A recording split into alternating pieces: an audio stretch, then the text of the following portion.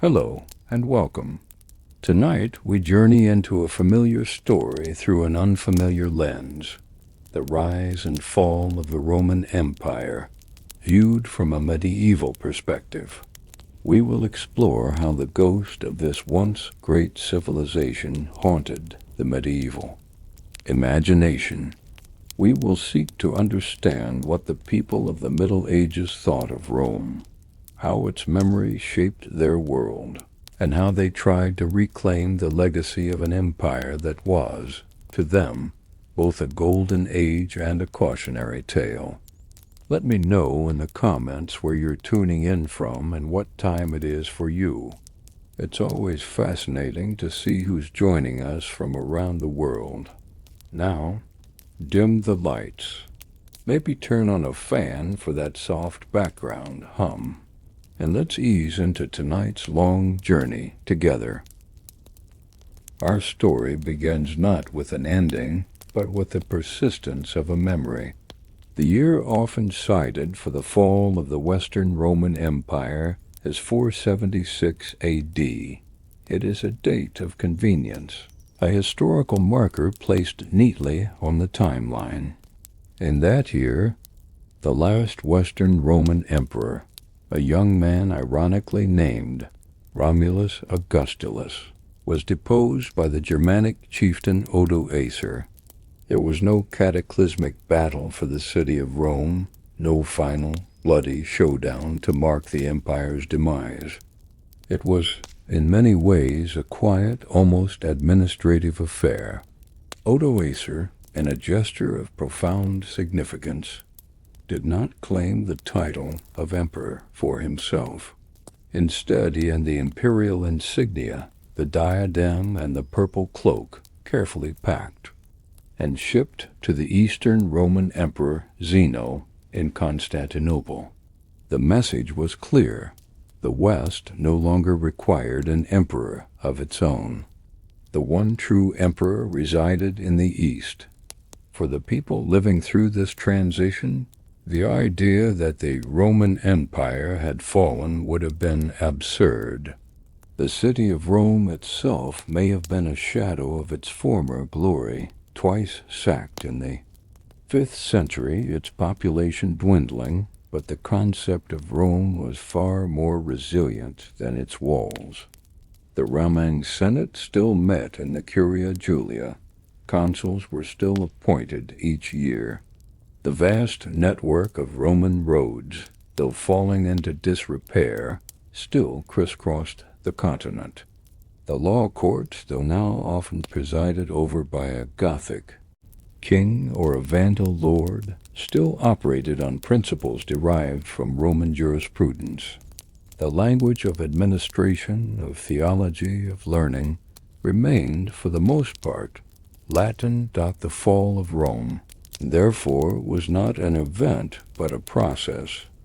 It was a slow, complex transformation of the political, economic, and cultural landscape. And as the old imperial structures dissolved in the West, the idea of Rome, the res publica Romana, the Roman public affair, did not simply vanish. It morphed. It became an ideal, a memory of a lost golden age of unity, peace, and order that haunted the imagination of the succeeding centuries. This haunting, this powerful and enduring shadow is the true starting point of our story. The most immediate and tangible legacy was, of course, the physical presence of Rome across Europe, from the misty frontiers of Britannia to the sun-scorched plains of Syria. The landscape was dominated by Roman engineering. Grand aqueducts like the Pont du Gard in Gaul still stood as silent testaments to a forgotten mastery of hydraulics. Vast, empty amphitheaters, such as the one at Enchiums or the Colosseum in Rome itself, became local landmarks, their purpose half understood, their scale almost supernatural to the medieval eye. They were often repurposed. The amphitheater at Arles became a fortified town, a honeycomb of houses and churches built within its sturdy arches. The theater of Marcellus in Rome became the fortress of the powerful Pierre-Laone family. These ruins were not seen as we see them today, as sterile archaeological sites to be preserved and studied. They were living parts of the medieval city, quarries for fresh marble, foundations for new structures, and most importantly, powerful symbols to the medieval mind. These structures were the work of giants, of a lost race of men who possessed knowledge and power that seemed beyond their own reach. Chronicles from the period are filled with awe and misinterpretation.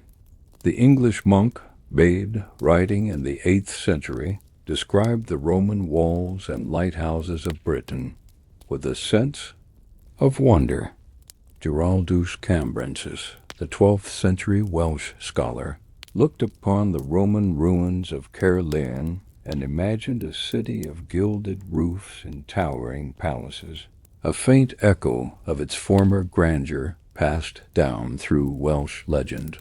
These stones were not just reminders of the past. They were a constant physical rebuke to the fragmented and often violent reality of the early medieval world. They were a yardstick against which medieval rulers and thinkers measured their own achievements, and often found them wanting. Beyond the stone and mortar, the memory of the empire was preserved in the realm of ideas. The concept of a universal state, a single, unified Christian commonwealth that mirrored the unity of the Church, was a direct inheritance from the Roman model. The Pax Romana, the Roman peace, became a powerful political aspiration when a king, like Theodoric the Great, the Ostrogothic ruler of Italy in the late 5th and early 6th centuries, sought to legitimize his rule. He did so not by rejecting Romanitas, but by embracing it. He repaired Roman aqueducts, sponsored building projects in the old style, preserved the Senate, and issued laws that blended Gothic custom with Roman legal principles.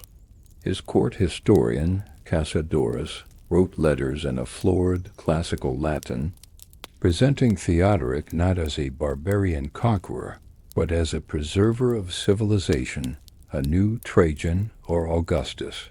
His reign was, in essence, an attempt to maintain the Roman administrative and cultural edifice, even after its political foundation had crumbled. This pattern was repeated across the successor kingdoms. In Visigothic Spain, the law code known as the Breviary of Alaric was a simplified codification of the old Roman Theodosian Code, ensuring that the legal framework of the post-Roman world was built directly upon Roman foundations. In Frankish Gaul, the Merovingian kings adopted Roman titles, court ceremonies, and administrative practices. They saw themselves not as destroyers of the old order, but as its rightful heirs. The dream was not to build something entirely new, but to capture the fallen mantle of Rome, to harness its prestige and its promise of stability. Of course, the memory was selective. The medieval world remembered the grandeur of Rome, its power, its law, and its unity. It conveniently forgot or reinterpreted its paganism. For medieval Christians, the Roman Empire held a complex and often contradictory position. On the one hand, it was the empire that had persecuted the early saints and had crucified Christ himself. Pontius Pilate was a Roman governor, and the early martyrs had met their end in the jaws of lions within Roman arenas. This was the Rome of sin, the Babylon of the Apocalypse, a symbol of worldly vanity and corruption. Yet, on the other hand, this was the very same empire that had, through The Edict of Milan and the conversion of Emperor Constantine embraced Christianity. It was the empire that provided the political and linguistic framework through which the faith had spread. God, in his divine providence, had used the Roman Empire to prepare the world for the coming of Christ and the triumph of the Church. Universal empire had created a universal space for a universal religion. This interpretation allowed medieval thinkers to see the Roman legacy not as a pagan relic to be rejected, but as a crucial part of salvation history. The Roman eagle had, in a sense, sheltered the Christian dove. This dualistic view is perhaps best captured in the works of St. Augustine of Hippo, who wrote his monumental work, The City of God, in the aftermath of the first sack of Rome in 410. As pagan Romans blamed the disaster on the abandonment of their old gods, Augustine argued that the earthly city, the city of man, was always destined to fall. Its triumphs were temporary, its glories fleeting. The true home of the Christian was the city of God, the heavenly Jerusalem. Yet Augustine did not completely dismiss the Roman achievement. The earthly peace maintained by the empire, however, flawed, was a good in itself, allowing the church to flourish. He separated the temporal shell of the empire from the eternal soul of the church that had grown within it. This intellectual framework allowed the medieval world to do something remarkable. It could mourn the fall of the empire's political power, while simultaneously celebrating the triumph of the Roman faith. The Pope in the city of Rome, the Bishop of Rome, became the spiritual heir to the city's universalist claims. As the political power of the emperors faded in the West, the ecclesiastical power of the popes grew to fill the vacuum. The administrative divisions of the church, the dioceses, were often based on the old Roman provincial boundaries. The language of the church was Latin. Its law, canon law, was deeply indebted to the principles and procedures of Roman law. The church, as the political philosopher Thomas Hobbes would later write, was like the ghost of the deceased Roman Empire, sitting crowned upon the grave thereof. Thus, the memory of Rome in the early Middle Ages was not a simple, monolithic thing. It was a complex tapestry woven from many threads, the awe-inspiring ruins that dotted the landscape, the persistent legal and administrative structures that shaped governance, the powerful political ideal of a unified Christian state, and the complex theological interpretation that saw the empire as both persecutor and providential vessel. It was a shadow that stretched over everything, a standard by which all was measured. It was a past that was never truly past, but was instead a living, breathing presence in the medieval world. The men and women of this era saw themselves as living amongst the bones of a fallen giant, and their story, the story of the Middle Ages, is in many ways the story of their attempt to make sense of that inheritance, to reassemble those bones, and perhaps to breathe new life into them. The stage was set not for a rejection of Rome, but for a series of ambitious, century-spanning attempts at its revival. The shadow was not a void, but a blueprint.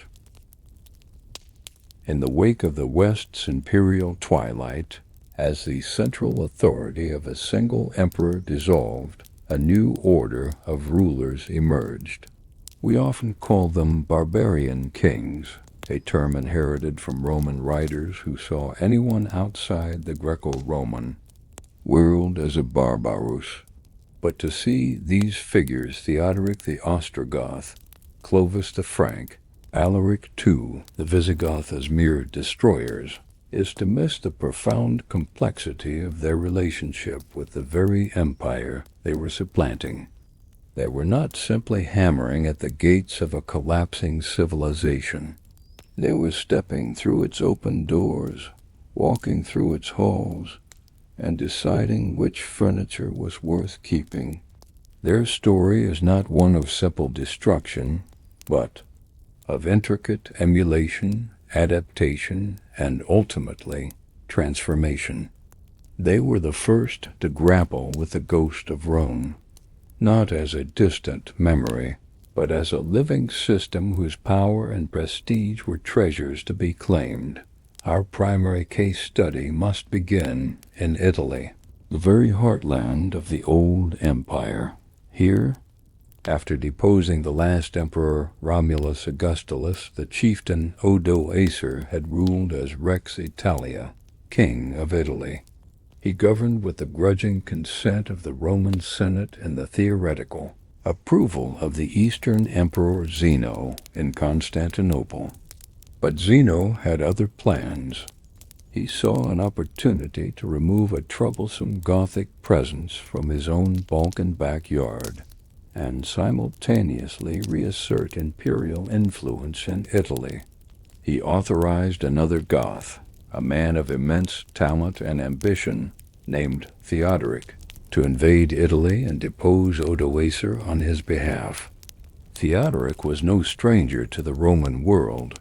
He had spent his youth as a high-status hostage at the court of Constantinople, where he received a first-class education.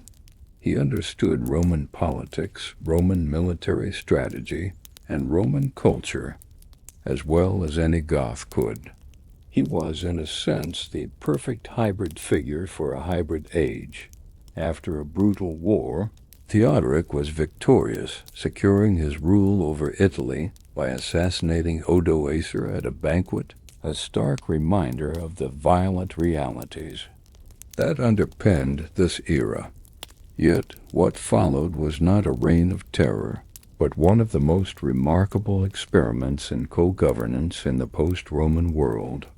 Theodoric, a Goth and an Arian Christian, a branch of Christianity considered heretical by the Catholic majority of Italy, knew he could not rule by force alone.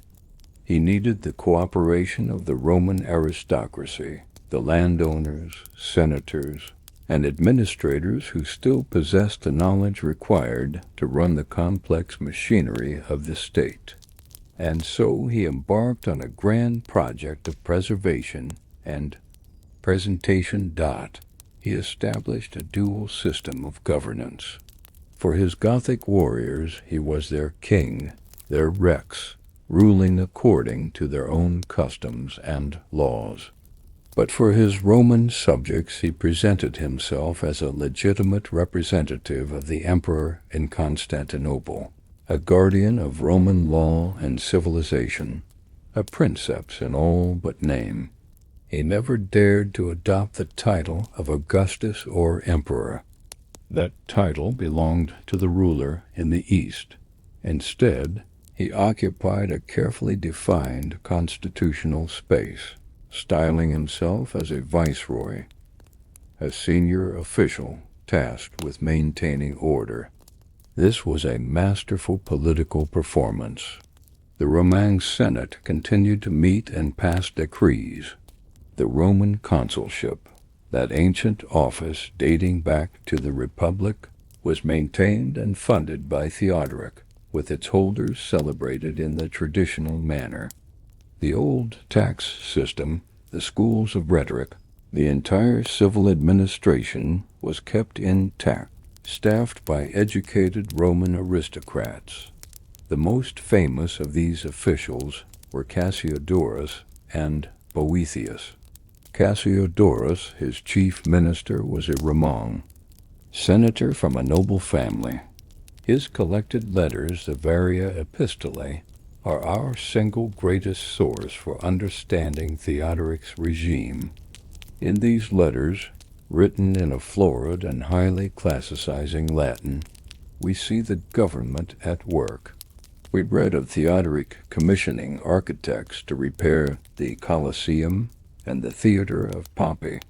We see him issuing edicts for the repair of the aqueducts that supplied Rome with water, stating that these magnificent structures must be preserved. He protected classical statues, set up police forces in the major cities, and issued new currency that, while bearing his own image on the lesser coins, retained the portrait of the Eastern Emperor on the gold solidus, a clear admission of his theoretical subordination.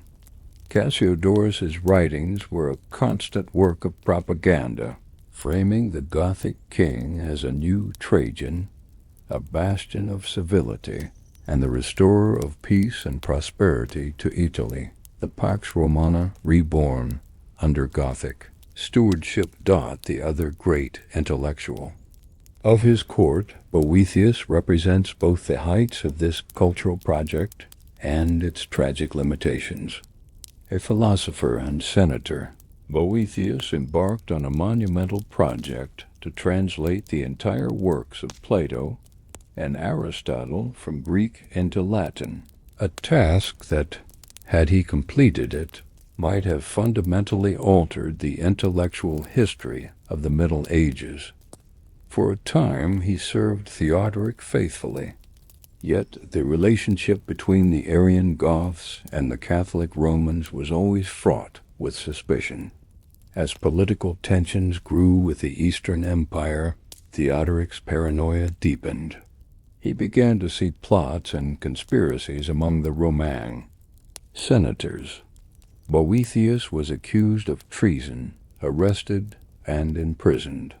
It was in his cell, awaiting execution, that he wrote his masterpiece, The Consolation of Philosophy, a profound meditation on fate, justice, and happiness that would become one of the most widely read and influential books of the entire Middle Ages. The execution of Boethius in 524 A.D. revealed the fragile foundation of this grand Italo-Gothic experiment. Theodoric was a preserver of Roman culture, but he was not a Roman. In the end, the cultural and religious divides proved too wide to bridge permanently, and his carefully constructed kingdom would not long survive his death. Let us now turn our gaze northwest to the province of Gaul. Here the situation was more chaotic. Visigoths, Burgundians, and Alemanni had carved out kingdoms, but it was the Franks, under their ruthless and brilliant king, Clovis, who would ultimately triumph.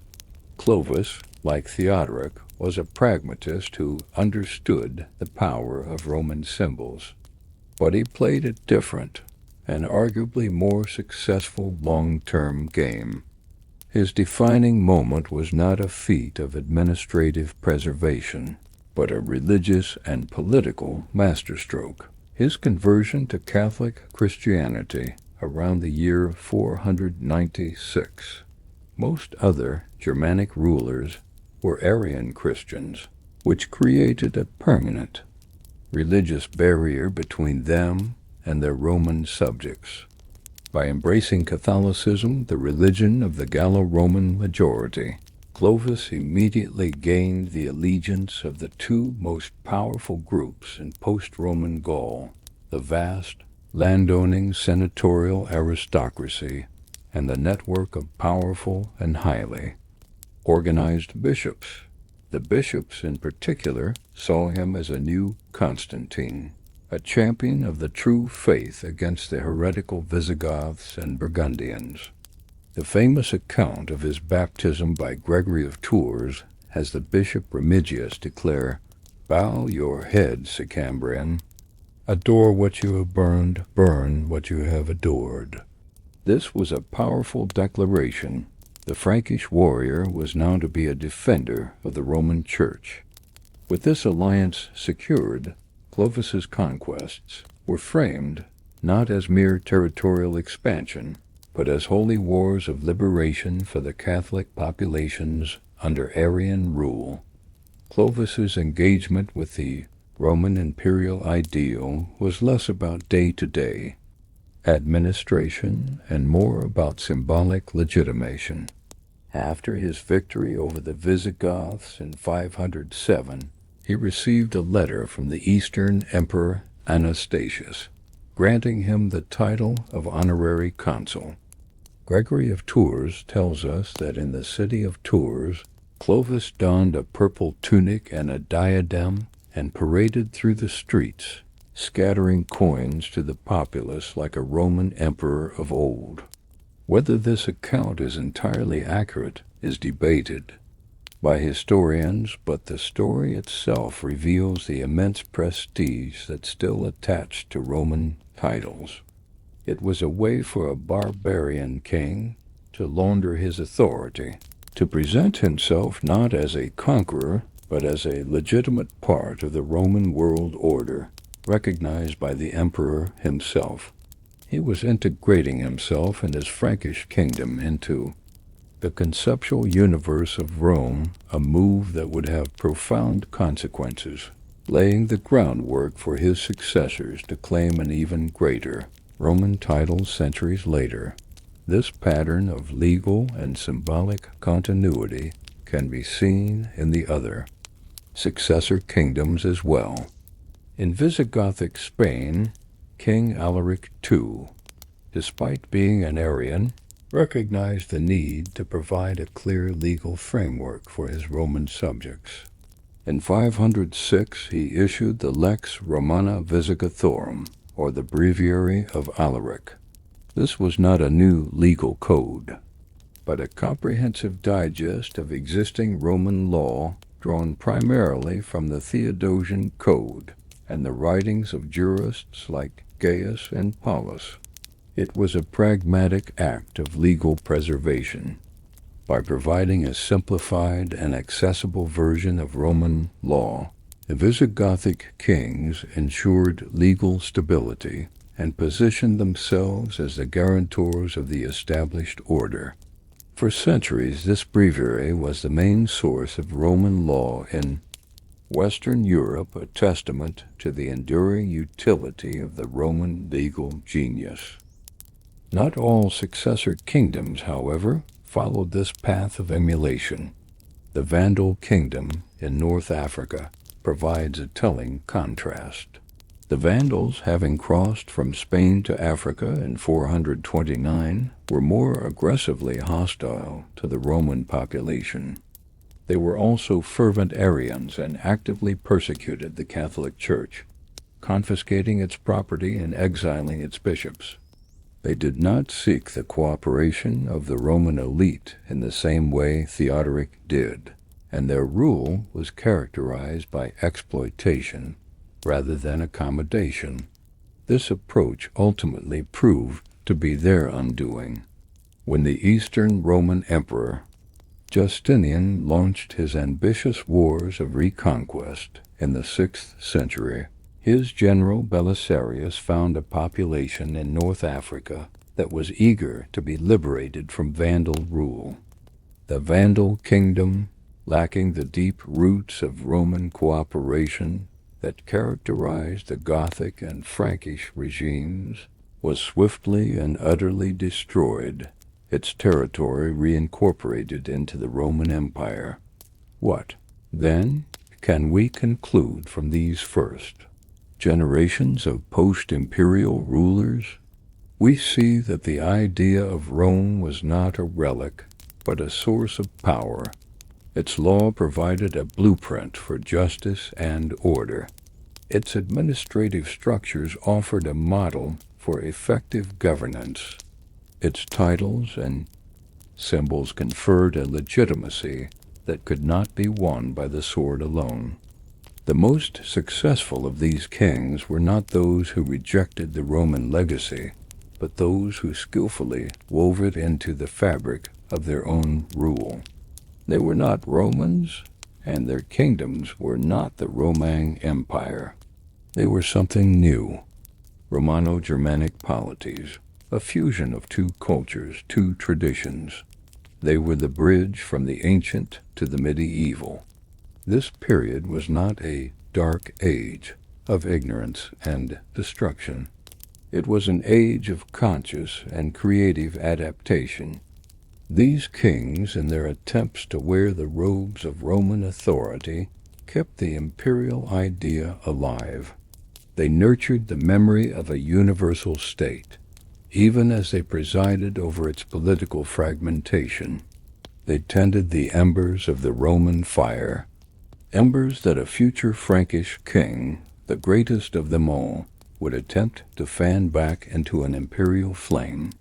The age of emulation was about to give way to an age of revival. For centuries after the deposition of Romulus Augustulus, the ghost of the Western Empire had haunted the kings of Europe.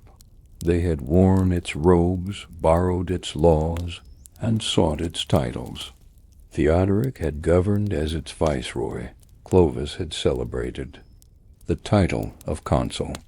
They had all, in their own way, acknowledged a single fundamental truth, that the ultimate source of legitimate, universal authority still resided, at least in theory, with the Roman emperor in Constantinople. The West was a constellation of kingdoms orbiting a distant and often dim imperial sun. But the late 8th century would see the rise of a figure with the ambition not merely to orbit that sun, but to light a new one in the heart of Europe.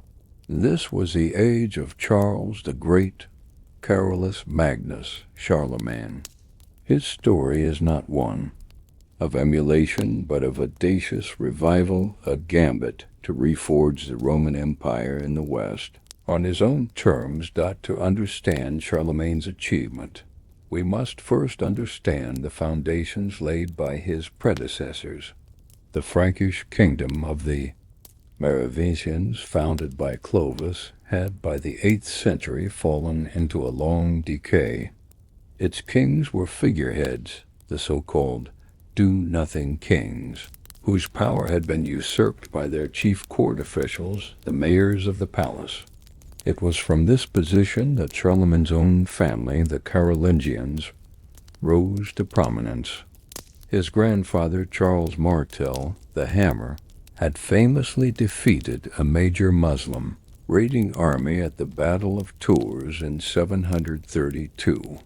This victory was masterfully framed by Carolingian propagandists as the salvation of Christendom, casting their family as the true defenders of the faith, in contrast to the decadent Merovingians. This gave them immense prestige. His father, Pepin the Short, took the next decisive step. He was not content to rule with the power of a king while holding the title of a servant. In 751, he sent a fateful letter to Pope Zachary, asking a now famous question: was it right that a ruler with no real power should continue to hold the title of king? The Pope, who was at the time being threatened by the Lombard kings in northern Italy and was desperate for a powerful ally north of the Alps, gave the answer Pepin wanted. It was better for the one with the power to have the title as well. With this papal blessing, Pepin deposed the last Merovingian king, had his own hair cut short, rejecting the long hair that was the symbol of Merovingian royalty, and was anointed King of the Franks by the Pope's representative, Saint Boniface. A few years later, Pope Stephen II traveled across the Alps himself and personally re-anointed Pepin, bestowing upon him the ancient Roman title of Patrician of the Romans. This alliance between the Carolingian Franks and the papacy was the cornerstone of the new political order in the West. The Pope had given the Carolingians the religious legitimacy they craved, effectively sanctioning a coup d'etat. In return, the Carolingians became the sworn protectors of the papacy. Pepin invaded Italy, defeated the Lombards, and gifted the lands he conquered to the Pope, creating the Papal States. This donation of Pepin would give the popes a territorial base for their claims to worldly power for the next 1,000 years. The Carolingian king was now the pope's defender, and the pope was the king's sanctifier. The stage was set for their greatest collaboration. When Charlemagne inherited this kingdom in 768, he possessed a potent combination of ferocious military talent, boundless ambition, and a sincere, if severe, piety. He was a warrior king in the Frankish tradition, spending nearly every year of his long reign on campaign. He completed the subjugation of Gaul, he conquered the Avars in the east, and most significantly, he waged a brutal decades-long war against the pagan Saxons, forcibly converting them to Christianity at the point of the sword. In 774, he invaded Italy, conquered the Lombard kingdom, and declared himself king of the Lombards, reaffirming his role as the protector of the papacy. By the end of the 8th century, he had forged an empire that stretched from the North Sea to central Italy and from the Atlantic to the plains of Hungary. He had, through conquest, united a vast swath of Western Christendom under a single sword. His domain was, in geographical fact, an empire. The only thing missing was the title dot, but Charlemagne's project was not merely military. He understood that a true empire needed more than just soldiers. It needed a unifying culture, a shared identity. This gave rise to what historians call the Carolingian Renaissance. Charlemagne, though likely only semi-literate himself, had a profound respect for learning and was determined to revive it within his kingdom. He gathered the greatest scholars of the age to his court at Aachen. The most important of these was Alcuin of York, an English scholar who became Charlemagne's intellectual architect. Under Alcuin's guidance, a new educational curriculum was established for cathedrals and monasteries across the empire. A massive project of copying and preserving classical texts was undertaken.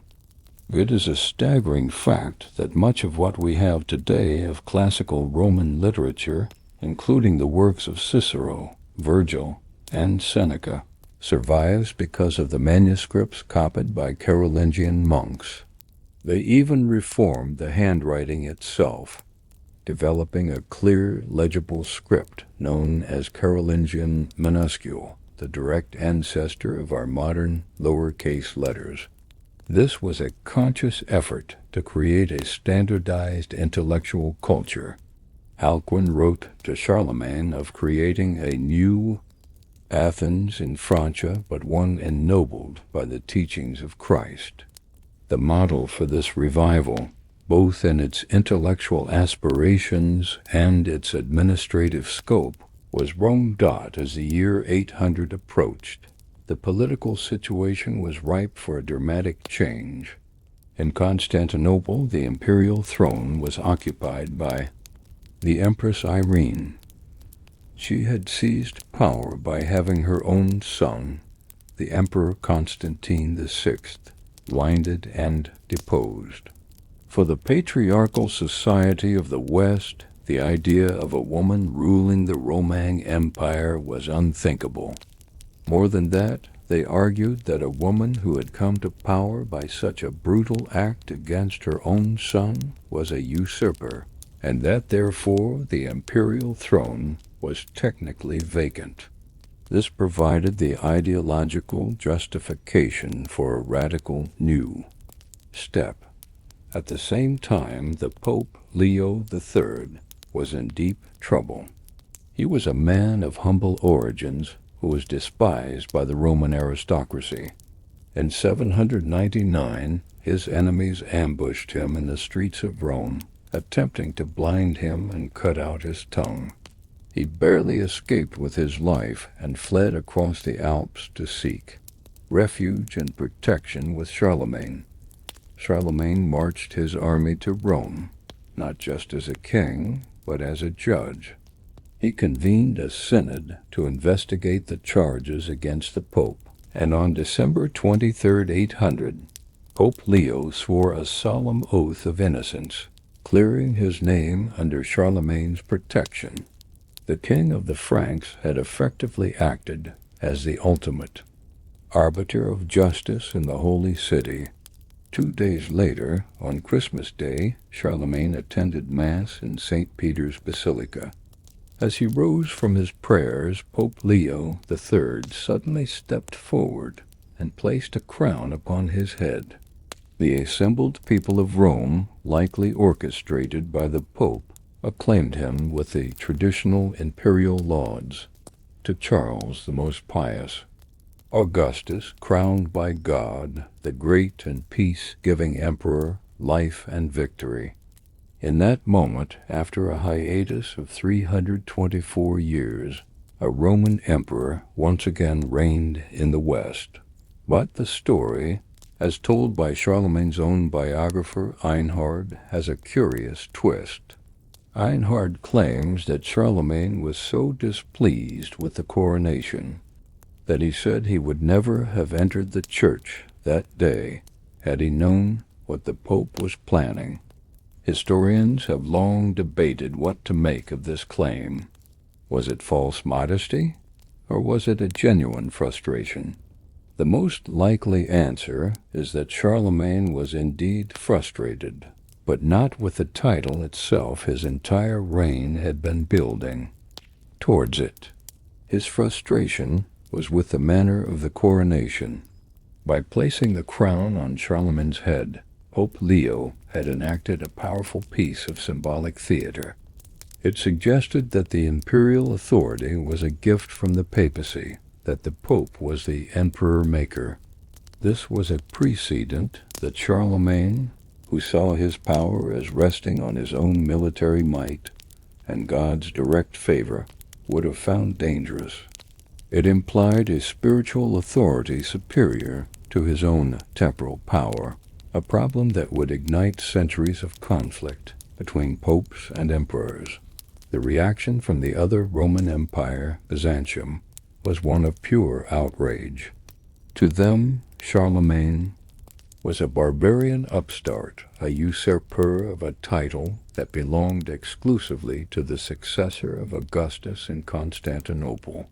For years, they refused to acknowledge his title, referring to him in their chronicles simply as the King of the Franks.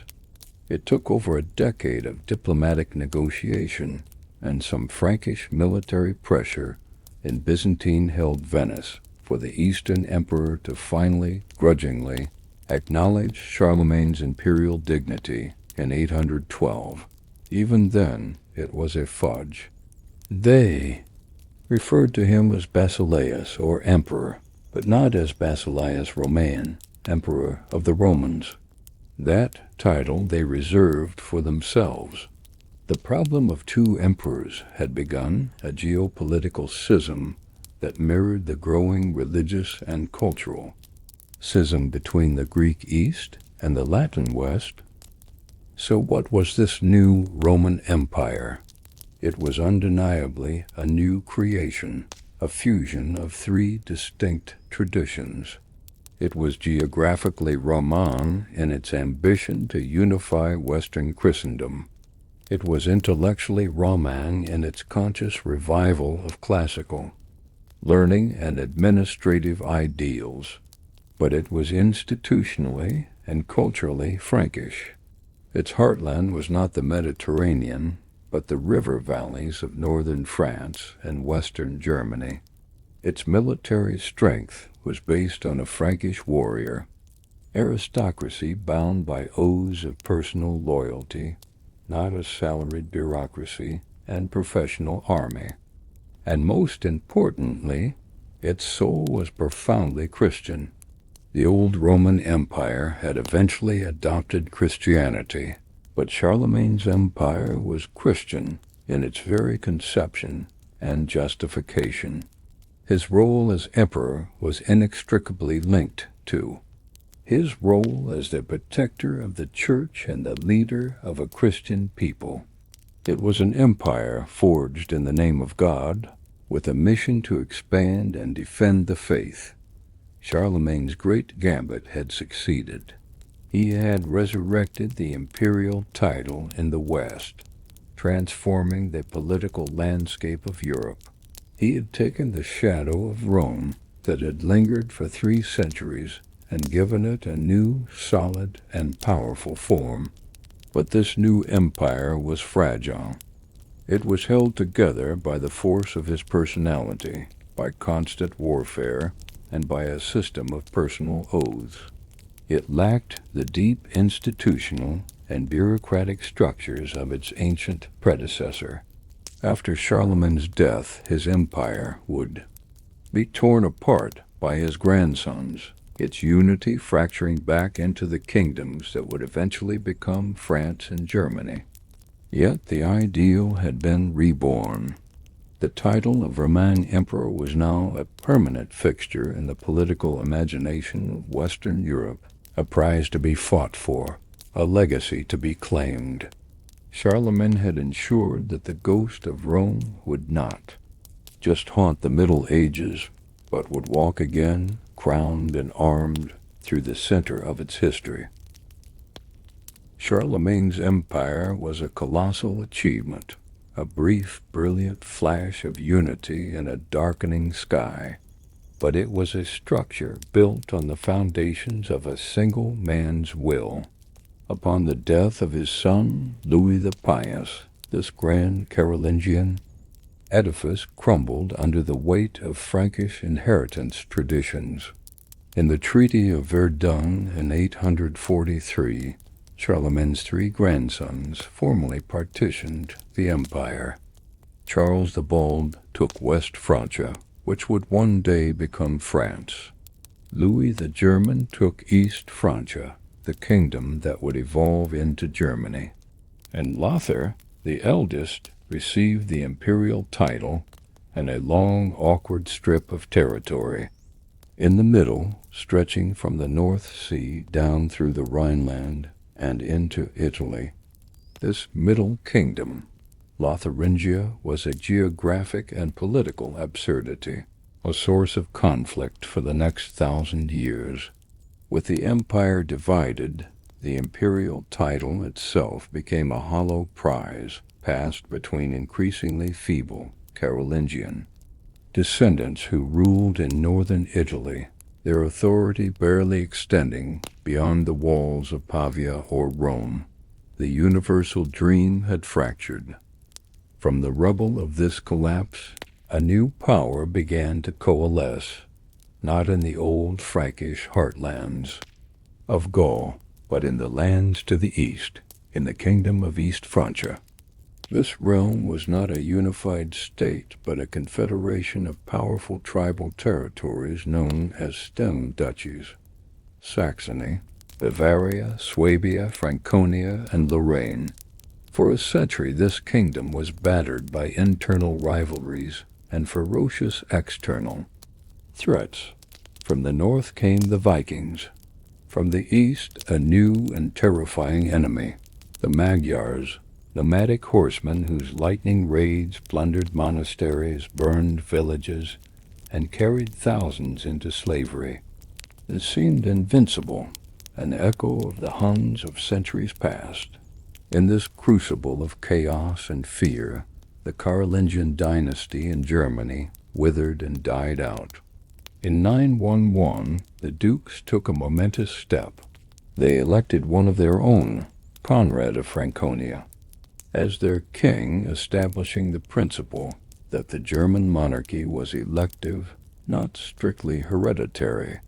It was his successor, however, who would truly lay the foundations for a new order. In 919, the crown passed to the formidable Duke of Saxony, Henry the Fowler. Henry I was a pragmatist. He spent his reign patiently building up his authority. forging alliances with the other dukes and, most crucially, organizing the defense of the kingdom. He built a network of fortified towns, or burgen, across Saxony and Thuringia, and reformed his army, relying on a corps of heavily armored knights.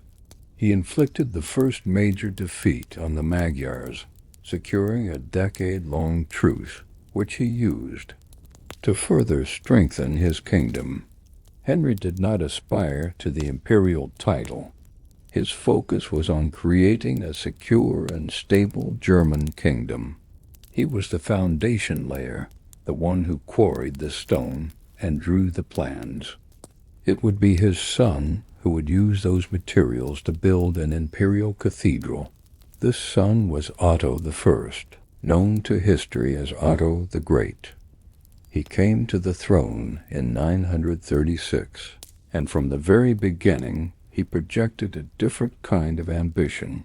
His coronation was held at Aachen, Charlemagne's old capital. He had himself crowned on Charlemagne's throne, served by the great dukes of the realm in a ceremony dripping with Carolingian nostalgia. The message was clear. He saw himself not just as a German king, but as the heir to Charlemagne's legacy. This ambition was not welcomed by the other dukes, who saw him as an overbearing Saxon autocrat. The first half of his reign was consumed by a series of brutal civil wars as his rivals, including his own brothers and sons, rose in rebellion against him, often in alliance with the great archbishops. Otto emerged from these conflicts victorious, but deeply aware of the unreliable nature of the lay aristocracy. If he was to build a stable kingdom and realize his imperial ambitions, he needed a new class of administrators, one that was educated, loyal, and most importantly, could not pass its power on to its children.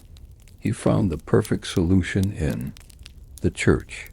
This was the birth of the Ottonian system, or the Reichskirche, Imperial Church. Otto began systematically appointing loyal clericsmen from his own chapel, his relatives to the powerful positions of bishop and abbot throughout the kingdom. He then went a step further, granting them huge tracts of land, secular rights of governance, and even military obligations. These prince-bishops became the backbone of his administration. They were his most reliable vassals, his governors, and his diplomats. Since they were celibate, their lands and titles would revert to the king upon their death, ready to be bestowed upon a new loyal appointee. This system bound the German Church to the monarchy in a profound and intimate way, giving the king immense power, but also creating a dangerous dependency and blurring the lines between spiritual and temporal authority. With his domestic power base secured, Otto could turn to the great external threat. The Magyars had returned, launching a massive invasion of Germany in 955. A huge army of them besieged the city of Augsburg. Otto gathered a force composed of contingents from all the German duchies, a rare display of unity, and marched to meet them. The resulting confrontation, the Battle of Lechfeld, was Otto's crowning military achievement. It was a brutal, hard-fought battle. At a critical moment, the German line almost broke, but Otto, raising the Holy Lance, a relic believed to be the spear that pierced the side of Christ, which he carried with him, rallied his troops and crushed the Magyar army. It was a catastrophic defeat for the Magyars. Their leaders were captured and executed, and they would never again pose a major threat to the West. Lechfeld was more than a military victory. It was hailed as a miracle, a divine vindication of Otto and his Christian kingdom. chroniclers celebrated him as the Pater Patriae, the father of the fatherland, the savior of Christendom.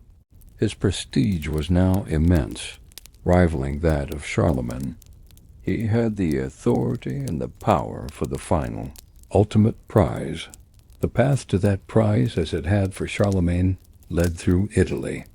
The Italian peninsula was a political hornet's nest, with ambitious nobles locked in a constant, bloody struggle for the Iron Crown of Lombardy. In the midst of this chaos was a story worthy of a romance. The young Queen of Italy, Adelaide, a Burgundian princess of great beauty and intelligence, was widowed and then imprisoned in a castle on Lake Garda by a rival claimant, Berengar of Ivrea, who wanted to force her to marry his son. In a daring move, Adelaide escaped, tunneling out of her prison and hiding in a cornfield before finding refuge with a loyal bishop. She sent a desperate appeal for help to the most powerful man. In Europe, Otto saw his chance. He marched his army across the Alps in 951, defeated Berengar, and met Adelaide in the city of Pavia. He then, in a move of brilliant political calculation, married her. This marriage instantly made him the legitimate king of Italy, adding the kingdom of the Lombards to his German realm and giving him a direct claim over the affairs of the peninsula. He now held all the cards Charlemagne had held. The final move depended on the Pope. The papacy at this time was at its absolute nadir, a period known as the Saeculum Obscurum, the Dark Century. The papal throne was a plaything of the powerful, aristocratic families of Rome. The current incumbent, Pope John XII, was a notorious figure, a young man who had become pope as a teenager. He was accused by his contemporaries of every imaginable vice, from adultery and incest to toasting pagan gods in the Lateran palace. He was, to put it mildly, a spiritual leader in need of a powerful protector. His political enemies in Italy, led by the same Berengar whom Otto had previously defeated, were closing in on him. Terrified, Pope John sent an urgent appeal to Otto, promising him the imperial crown in exchange for military aid. In 961, Otto marched on Rome. He faced no opposition. On February 2, 962, in St. Peter's Basilica, Pope John XII placed the imperial crown on Otto's head. The Western Roman Empire, which had existed only in name for 40 years, was reborn. This coronation marks the traditional beginning of the Holy Roman Empire, a political entity that would, in one form or another, last for over 800 years, until its final dissolution by Napoleon in 1806. Immediately, the fundamental tension of this new empire became clear. Otto issued a decree, the Diploma Ottonianum, confirming the Pope's temporal rule over the Papal States, but also asserting his own imperial right to approve papal elections. The emperor was the Pope's protector, but he was also his master. As soon as Otto left Rome, the resentful Pope John XII began plotting against him. Otto marched back, deposed John in a church synod that gleefully listed all his scandalous crimes, and installed a new pope of his own choosing. For the next century, it would be the German emperors who would march to Rome to depose corrupt or troublesome popes and install their own candidates. The papacy was effectively a branch of the Ottonian imperial government. This was a dramatic reversal of the precedent set at Charlemagne's coronation. Here, the emperor was clearly the pope-maker, not the other way around. The Ottonian Empire was a different beast from the Carolingian. Its power was firmly rooted in the German kingdom and buttressed by the Imperial church system. While Charlemagne's empire had been broadly Frankish, Otto's was explicitly German. The titles became fused. To become emperor, one first had to be elected king of the Germans. Its gaze was fixed south on Italy, a source of both the coveted imperial crown and endless political trouble. Otto and his successors, Otto II and Otto III, spent a vast amount of time, treasure, and blood trying to assert their authority in the turbulent cities of northern Italy and over the papacy in Rome. This dream of reviving Rome reached its zenith. Under Otto's grandson, the brilliant, mystical, and ultimately tragic figure of Otto III. Raised by two highly intelligent women, his mother, the Byzantine princess Theophane, and his grandmother, Adelaide, and educated by the most learned man of the age, Gerbert of Aurillac, Otto III was more Roman in his imagination than he was German. He ascended the throne as a child and, upon coming of age, made it his life's mission to realize the idea of renovatio imperi, Romanorum, the renewal of the empire of the Romans. He moved his capital from Aachen to Rome, building a palace on the Aventine Hill overlooking the ruins of the Forum. He revived ancient Roman court titles and Byzantine ceremonies, styling himself servant of Jesus Christ and servant of the apostles, blending the roles of Caesar and priest-king. He installed his tutor Gerbert as Pope Sylvester II, a deliberate choice of name, hearkening back to Pope Sylvester I, who had allegedly baptized the Emperor Constantine. The partnership of a new Sylvester and a new Constantine would, he dreamed, inaugurate a new golden age. It was a romantic vision, but one completely detached from the political realities of his time. The Roman nobility despised him as a foreign master, and his German lords north of the Alps grew resentful of his obsession with Italy. In 1001, the people of Rome rose up in rebellion and besieged him in his palace. He was forced to flee the city he loved. He died of a fever a year later, only 21 years old.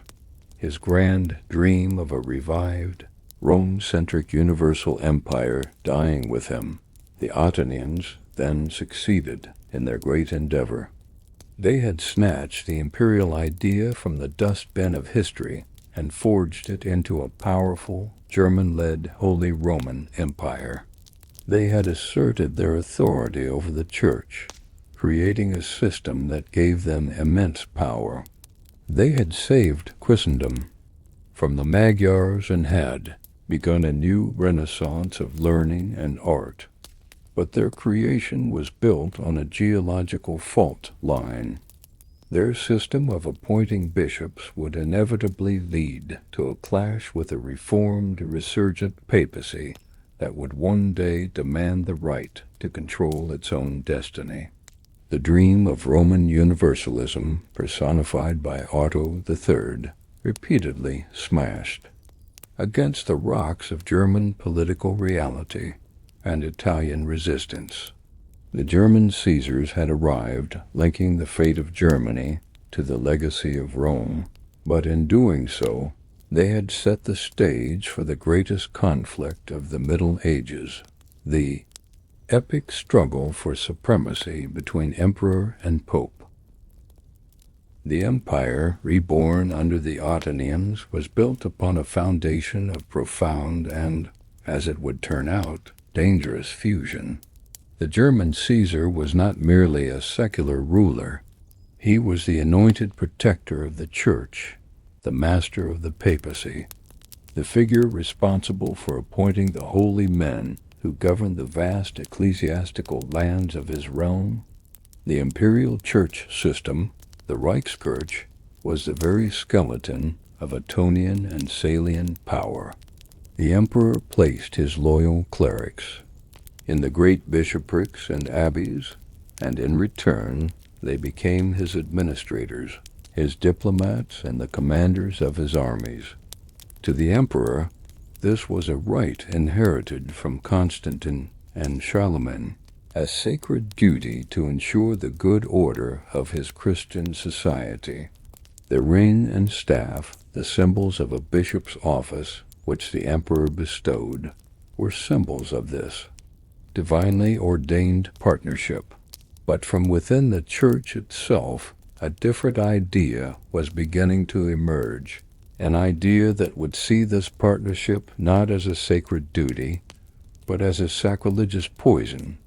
A revolution was brewing, one that would pit the two universal powers of the medieval world, empire and papacy, against each other in a struggle for the very soul of Christendom. To understand this conflict, we must first descend into the state of the Church in the early 11th century. From a modern perspective, it was deeply enmeshed in the secular world. The practice of simony, the buying and selling of church offices, was rampant. Ambitious men paid kings and dukes vast sums for the spiritual authority and, more importantly, the immense wealth and land that came with a powerful bishopric. Clerical marriage and concubinage were commonplace, with many priests and even bishops having families, threatening to turn church lands into hereditary property passed down from father to son. At the very apex of the church, the papacy itself had been, as we have seen, a plaything of Roman nobles until the Ottonians had seized control, making the Pope, in essence, the emperor's chief bishop.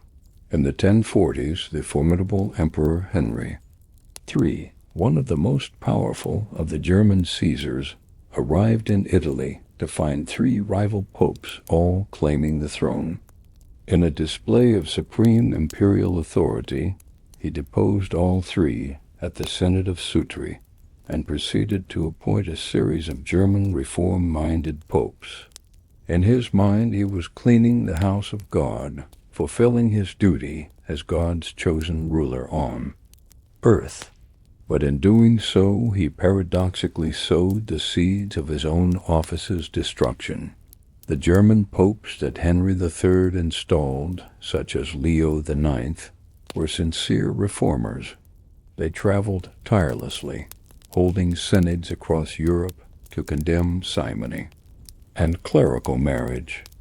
They brought with them to Rome a circle of like-minded, zealous men drawn from the great centers of a new monastic reform movement that had been quietly gathering strength for over a century.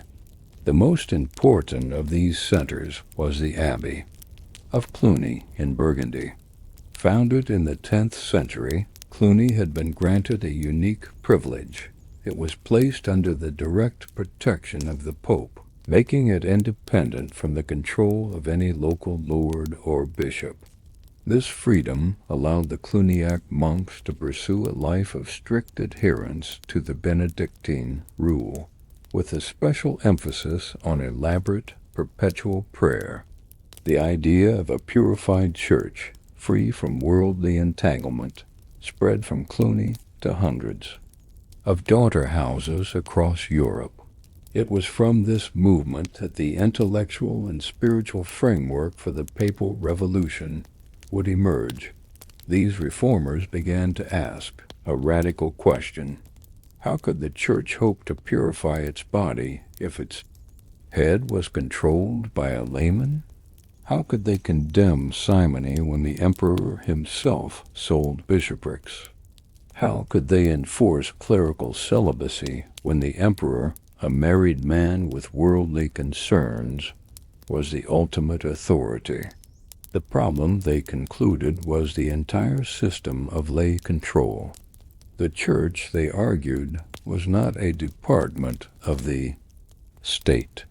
It was a separate and superior society, a divine institution founded by Christ, whose earthly head was not the emperor, but the successor of St. Peter, the Pope in Rome.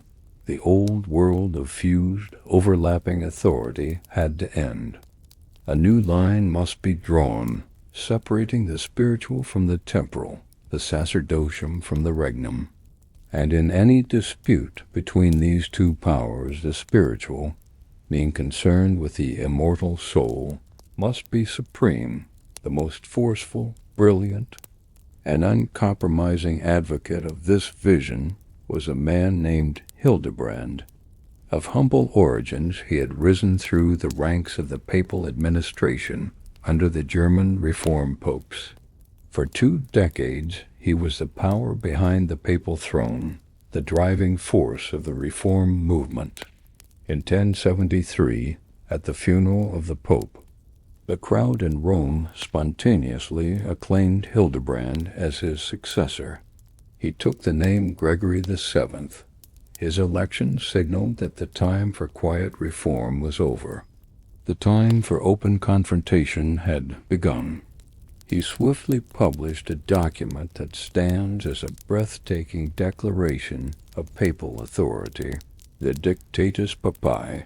Its 27 theses were a series of stark, uncompromising assertions that the Roman Church was founded by God alone, that the Roman Pontiff alone can with right be called universal, that he alone may use the imperial insignia, that he may depose emperors, that he himself may be judged by no one, that his sentence is not to be reviewed by anyone, and he alone may review the sentences of all. This was not a program for partnership.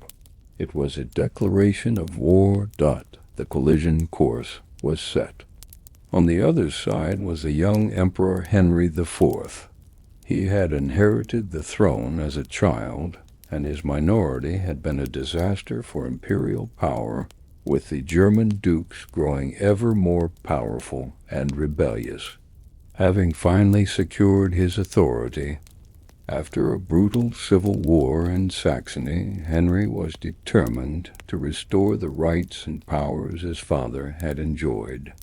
He fully believed in his sacred duty to govern the church in his realm, and continued to appoint bishops just as his predecessors had done. The central flashpoint for the conflict was the Archbishopric of Milan, a strategically vital see in northern Italy. Both Henry and Gregory backed rival candidates, bringing them into direct opposition. In 1075, Pope Gregory VII held a synod in Rome in which he formally condemned the practice of lay investiture, the act of a layman granting a churchman the ring and staff of his office. He forbade it on pain of excommunication. This was a direct challenge to the very foundation of Henry's power in both Germany and Italy. Henry IV's response was one of defiant fury. In January 1076, he convened his own council of German bishops at the city of Worms. These bishops, who owed their positions to him, dutifully declared that Gregory was a usurper and a false monk, and that they no longer owed him obedience. Henry sent a letter to the Pope that dripped with contempt. It began, "Henry, king, not through usurpation, but through the holy ordination of God, to Hildebrand, at present not Pope, but false monk." It accused Gregory of sowing discord, of trampling on the rights of bishops, and of daring to threaten the Lord's anointed, the emperor himself.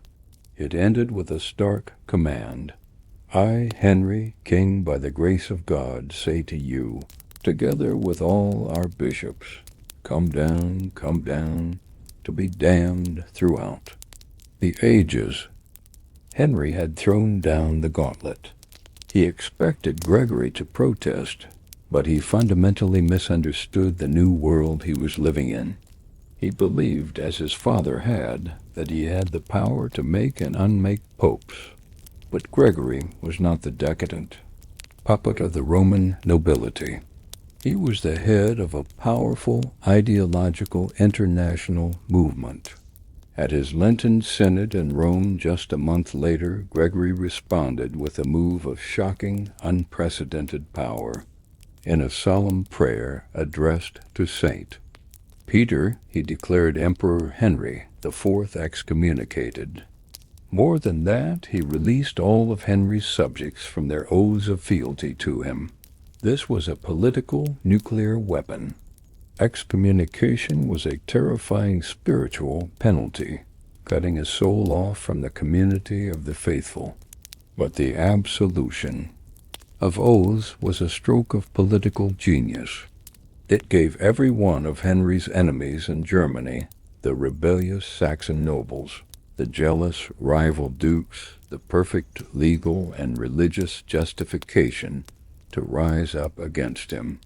The emperor was no longer a divinely appointed king, but an outcast from Christendom whom it was no longer a crime to disobey. The effect in Germany was instantaneous and catastrophic for Henry. His allies melted away.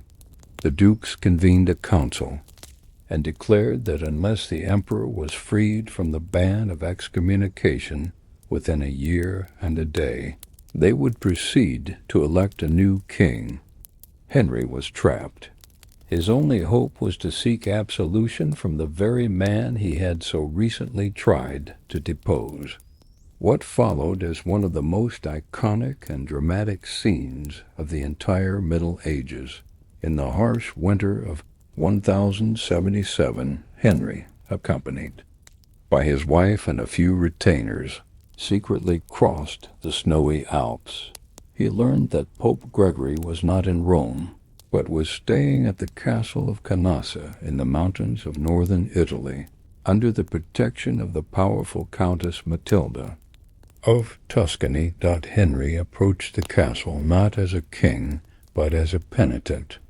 He laid aside his royal robes and, according to the dramatic account, stood for 3 days in the snow outside the castle gates, barefoot and wearing a simple woolen shirt. It was a masterful act of public humiliation. Henry was using the Church's own rules against the Pope. Gregory found himself in a bind. As a political leader, his every instinct was to let his enemy twist in the wind, to see him deposed by the German princes. But as a priest, he was bound by the laws of God to forgive any sinner who showed true repentance. The image of the king, the Lord's anointed, shivering in the snow, was a powerful one. After 3 days, yielding to the pleas of those inside the castle, Gregory relented.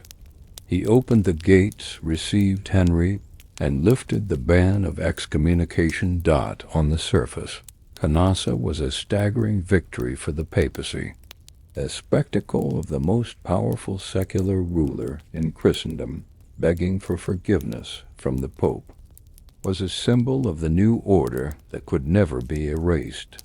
It legitimized the papacy's most audacious claims to spiritual supremacy. Yet, in the short term, Henry had won. He had been restored to the Church, stripping the German rebels of their main justification. He was now free to return to Germany and fight for his throne. And fight he did. The Civil War continued for years. Eventually, Henry regained the upper hand, crushed the rebellion, and, having learned nothing and forgotten nothing, marched his army on Rome. He drove Gregory VII from the city, installed his own antipope, and had himself formally crowned Holy Roman Emperor in St. Peter's.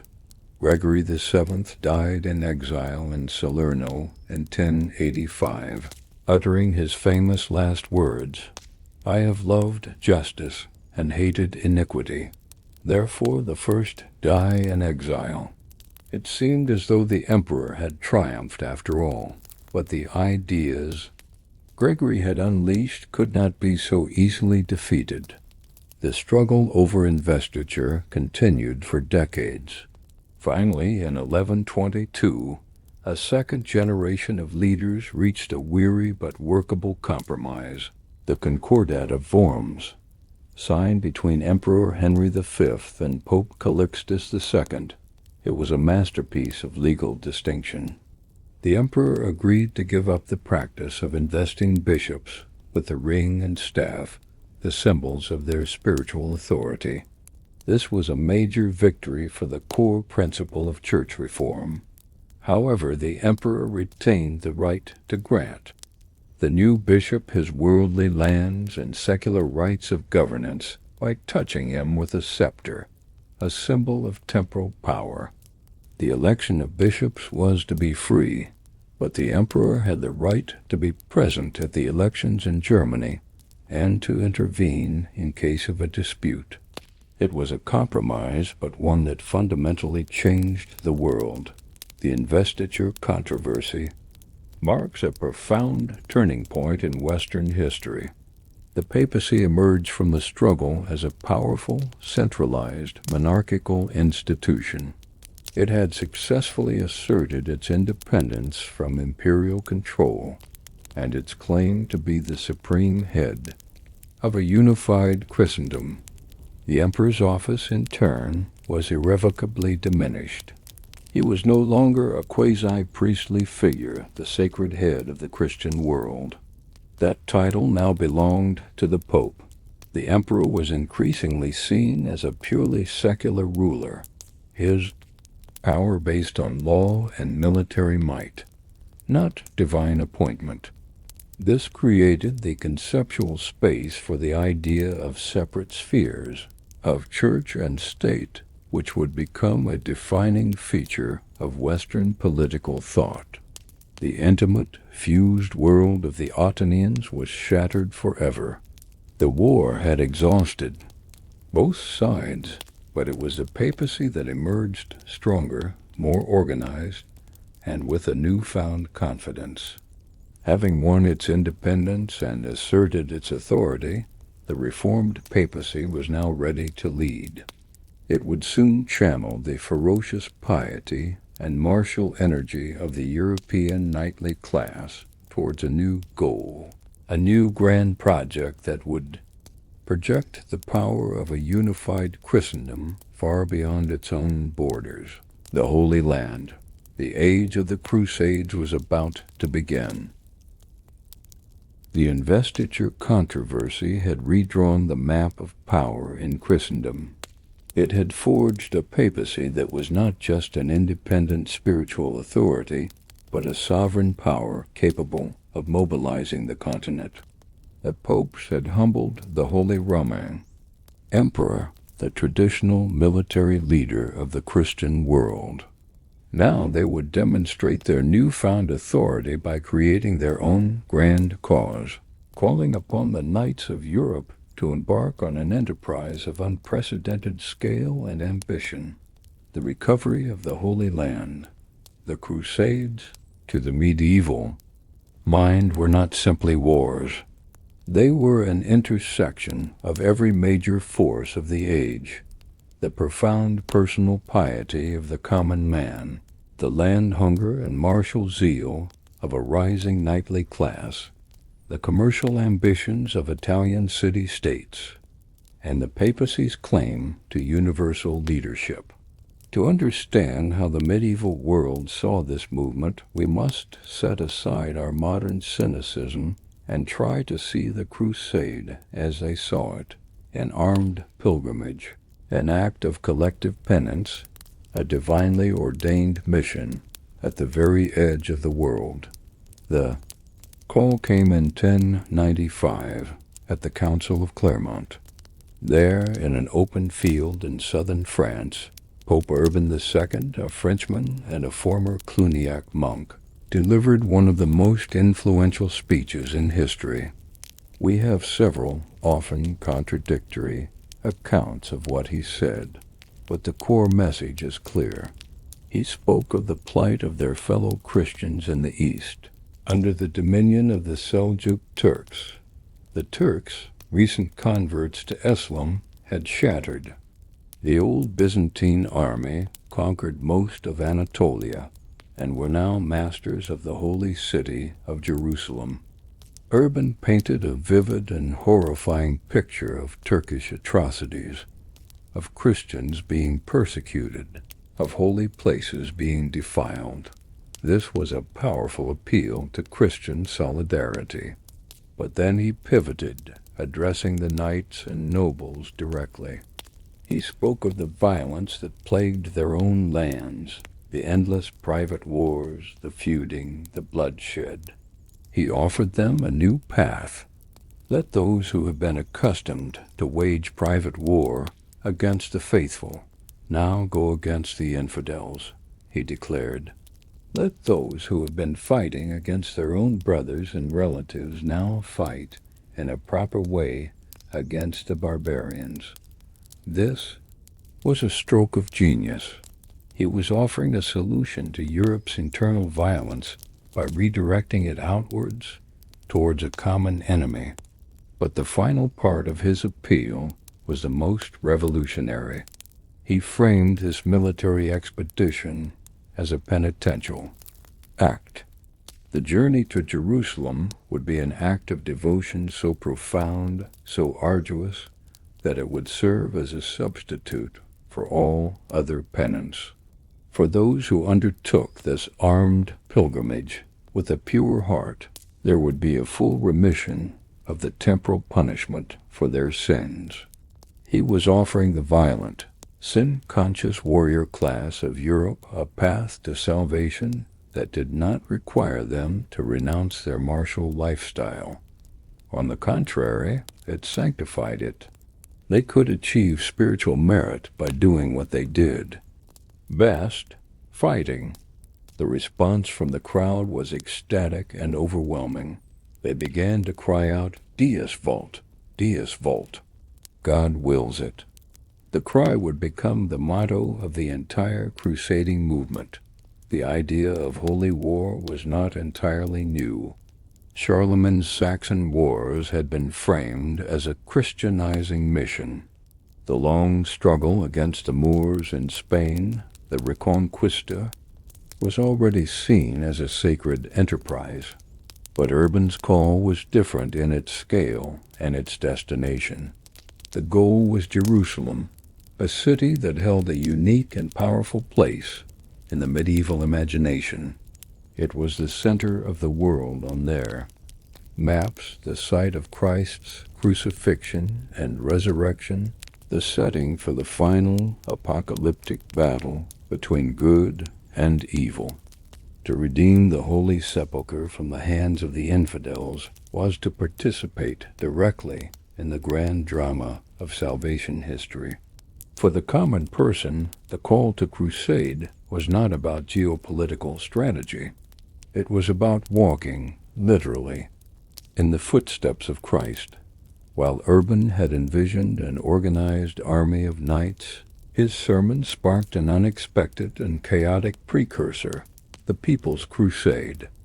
A charismatic preacher known as Peter the Hermit rode through the villages of France and Germany, gathering a massive, undisciplined throng of peasants, poor townsfolk, and even some low-ranking knights.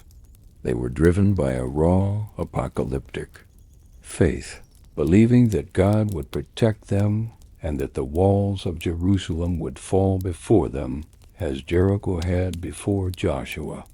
Their journey across Europe was a disaster. Lacking discipline and supplies, they plundered the lands they passed through, and, in a dark and horrific turn, unleashed their religious fervor on the Jewish communities of the Rhineland, perpetrating a series of brutal pogroms. They saw the Jews as the enemies of Christ in their midst, and slaughtered thousands in the first major outbreak of popular anti-Semitism in Christian Europe. When this ragged multitude finally reached Constantinople, the Byzantine Emperor Alexios horrified by their lack of discipline, hastily ferried them across to Anatolia, where they were swiftly and utterly annihilated by the Turks. The people's crusade was a tragic testament to the raw, explosive power of the crusading idea. The official crusade, the Prince's Crusade, which set off a year later, was a more professional, if scarcely less fractious, affair. It was not a single, unified army, but a collection of great feudal hosts led by the most powerful nobles of Western Europe. Godfrey of Bouillon, Duke of Lower Lorraine, a pious and respected warrior. The shrewd and ambitious Bohemond of Taranto, a Norman prince from southern Italy who had spent his life fighting the Byzantines. And Raymond of Toulouse, the oldest, wealthiest, and most powerful of the leaders, who saw himself as the overall commander. The Emperor of the Holy Roman Empire and the kings of France and England were all conveniently absent, either excommunicated or otherwise entangled, leaving the field open to these great lords. Their journey was an epic of suffering and triumph. In Constantinople, their relationship with the Byzantine Emperor Alexios was fraught with mistrust. He demanded oaths of fealty from them, wanting them to return any formerly Byzantine lands they might conquer. They saw him as a shifty, effeminate Greek, while he saw them as dangerous, uncouth barbarians. After crossing into Anatolia, they won a series of crucial but costly victories against the Turks at Nicaea and Dorylaeum. Then came the true ordeal, the siege of Antioch. The vast, ancient city held out for 8 agonizing months. The Crusader army was ravaged by starvation and disease, with knights forced to eat their own horses. They were on the brink of collapse, when through a mix of treachery and daring, Bohemond managed to get a small band of his men over the walls, and the city fell. But no sooner were they inside than a massive Turkish relief army arrived and besieged the besiegers. Trapped in the city with no food, their situation was hopeless. It was at this moment of absolute despair that the crusade was saved by what can only be described as a miracle in the medieval mind. A poor peasant pilgrim named Peter Bartholomew came forward, claiming to have had visions of St. Andrew, who had revealed to him the location of the Holy Lance, the very spear that had pierced Christ's side on the cross. After some digging in the floor of the city's cathedral, a piece of metal was indeed found. To the modern historian, this seems a clear case of a pious fraud, a timely discovery designed to boost morale. But to the starving, desperate crusaders, it was a literal sign from God. Their faith reignited. They tied the Holy Lance to a banner and marched out of the city, vastly outnumbered, and shattered the Turkish army. The psychological power of a relic of tangible proof of God's favor had snatched victory from the jaws of defeat. After the miracle at Antioch, the final push to Jerusalem had an air of destiny. In the summer of 1099, the depleted but fanatically determined army stood before the walls of the holy city. After a desperate siege, they broke into the city, and what followed was a horrific slaughter. The chroniclers, both Christian and Muslim, described scenes of almost unimaginable carnage. The Crusaders, inflamed by years of hardship and religious fervor, killed soldiers and civilians, men, women, and children, Muslim and Jew alike. One eyewitness, Fulcher of Chartres, wrote with grim satisfaction, "In the temple and porch of Solomon, men rode in blood up to their knees and bridle reins." To the medieval Christian chronicler, this was a righteous, if terrible, judgment on the enemies of God. It was the violent purification of the holy city. To us, it is a war crime. This stark difference in perspective is crucial to understanding the medieval worldview. The act was not seen as a contradiction of their faith, but as its ultimate violent fulfillment. With Jerusalem secured, the Crusaders had to decide what to do with it. They had not come to conquer lands for the Byzantine emperor. They had come to liberate the Holy Land and establish a Christian kingdom. They offered the crown to Raymond of Toulouse, but he refused, saying he would not wear a crown of gold where Christ had worn a crown of thorns. The more practical Godfrey of Bouillon accepted the role of ruler, but humbly took the title Advocatus Sancti Sepulchri, Advocate of the Holy Sepulchre. Upon his death a year later, his brother Baldwin had no such scruples, and was crowned the first king of Jerusalem. The Crusaders had succeeded against all odds. They had established a series of Christian states in the Levant, the Kingdom of Jerusalem, the Principality of Antioch, the County of Edessa, and the County of Tripoli. These Crusader states, or Outremer, the land beyond the sea, would be a Christian European outpost in the Middle East for the next 200 years. To defend these fragile states, a new and uniquely medieval institution was born: the military orders. The Knights Templar, the Knights Hospitaller, and later the Teutonic Knights were orders of men who were both monks and warriors. They took vows of poverty, chastity, and obedience, but their primary mission was the military defense of the Holy Land. These warrior monks became the elite standing army of the Crusader states, a permanent fusion of the monastic ideal and the knightly ethos. The Templars, with their famous white mantles emblazoned with a red cross, became a symbol of the crusading movement, and, through a vast network of land holdings and donations across Europe, a powerful international banking corporation. The existence of such orders demonstrates how thoroughly the Church had sanctified the act of war. The First Crusade was a unique event, a success that could never be perfectly replicated. Subsequent crusades were, for the most part, far less successful, often degenerating into political fiascos or tragic disasters. The Second Crusade, called in response to the fall of Edessa, was led by the King of France and the Holy Roman Emperor, but accomplished nothing. The Third Crusade, a massive effort to recapture Jerusalem after its fall to the great Muslim leader Saladin, was led by three of Europe's most powerful monarchs: Frederick Barbarossa of Germany, who drowned crossing a river in Anatolia; Philip Augustus of France, who went home after the siege of Acre; and Richard the Lionheart of England, who won great victories but ultimately failed to retake the Holy City.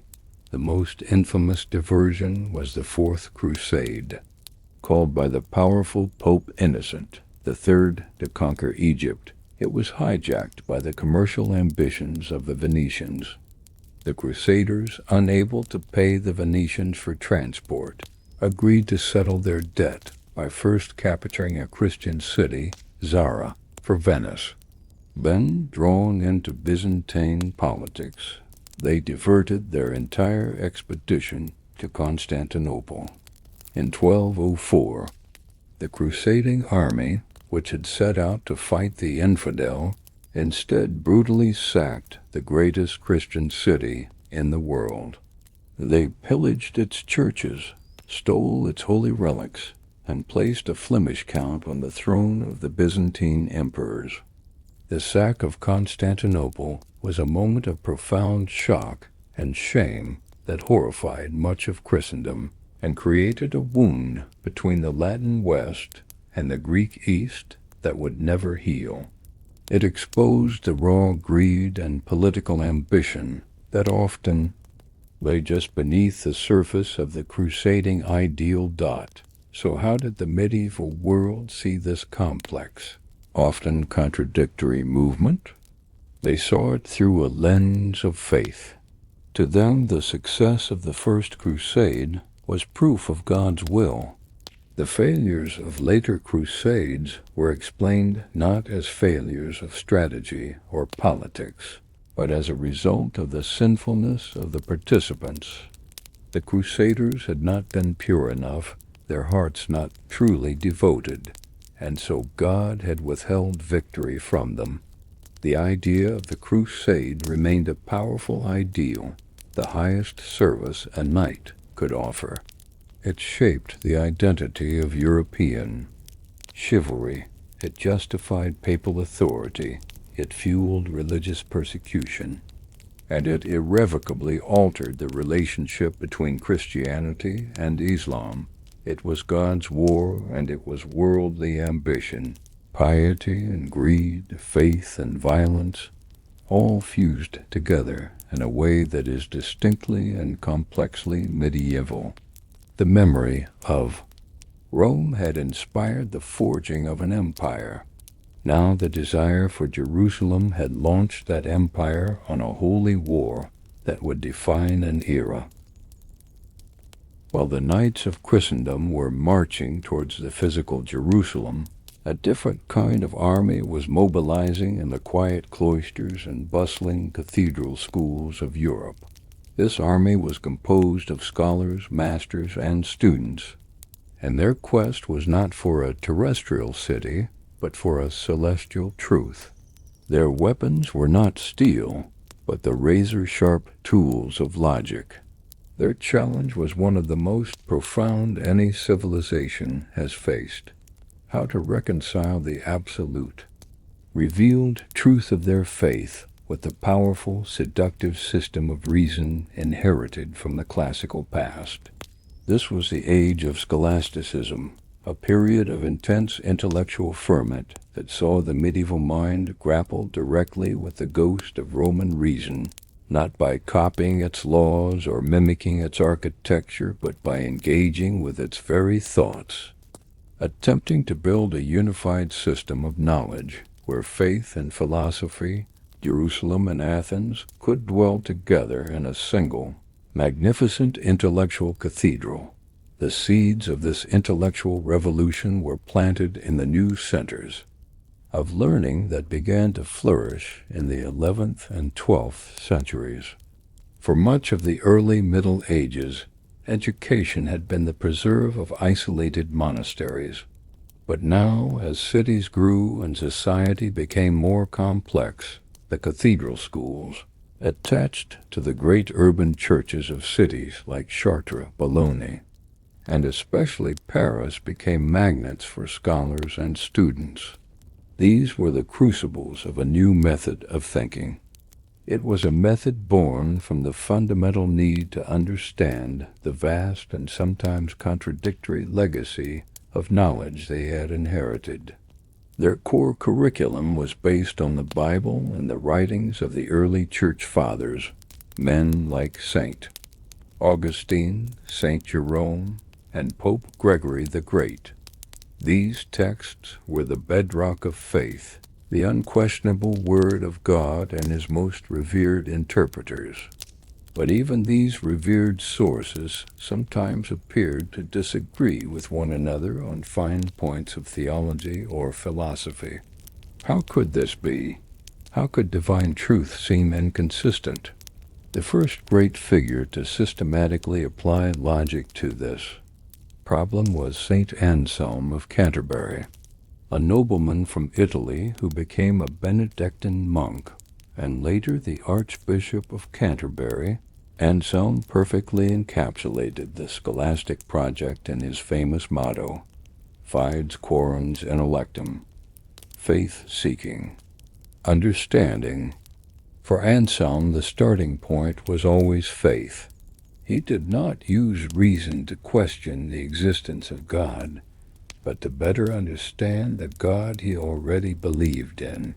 He famously developed the ontological argument, a purely logical proof for God's existence. He reasoned that God is that than which nothing greater can be conceived.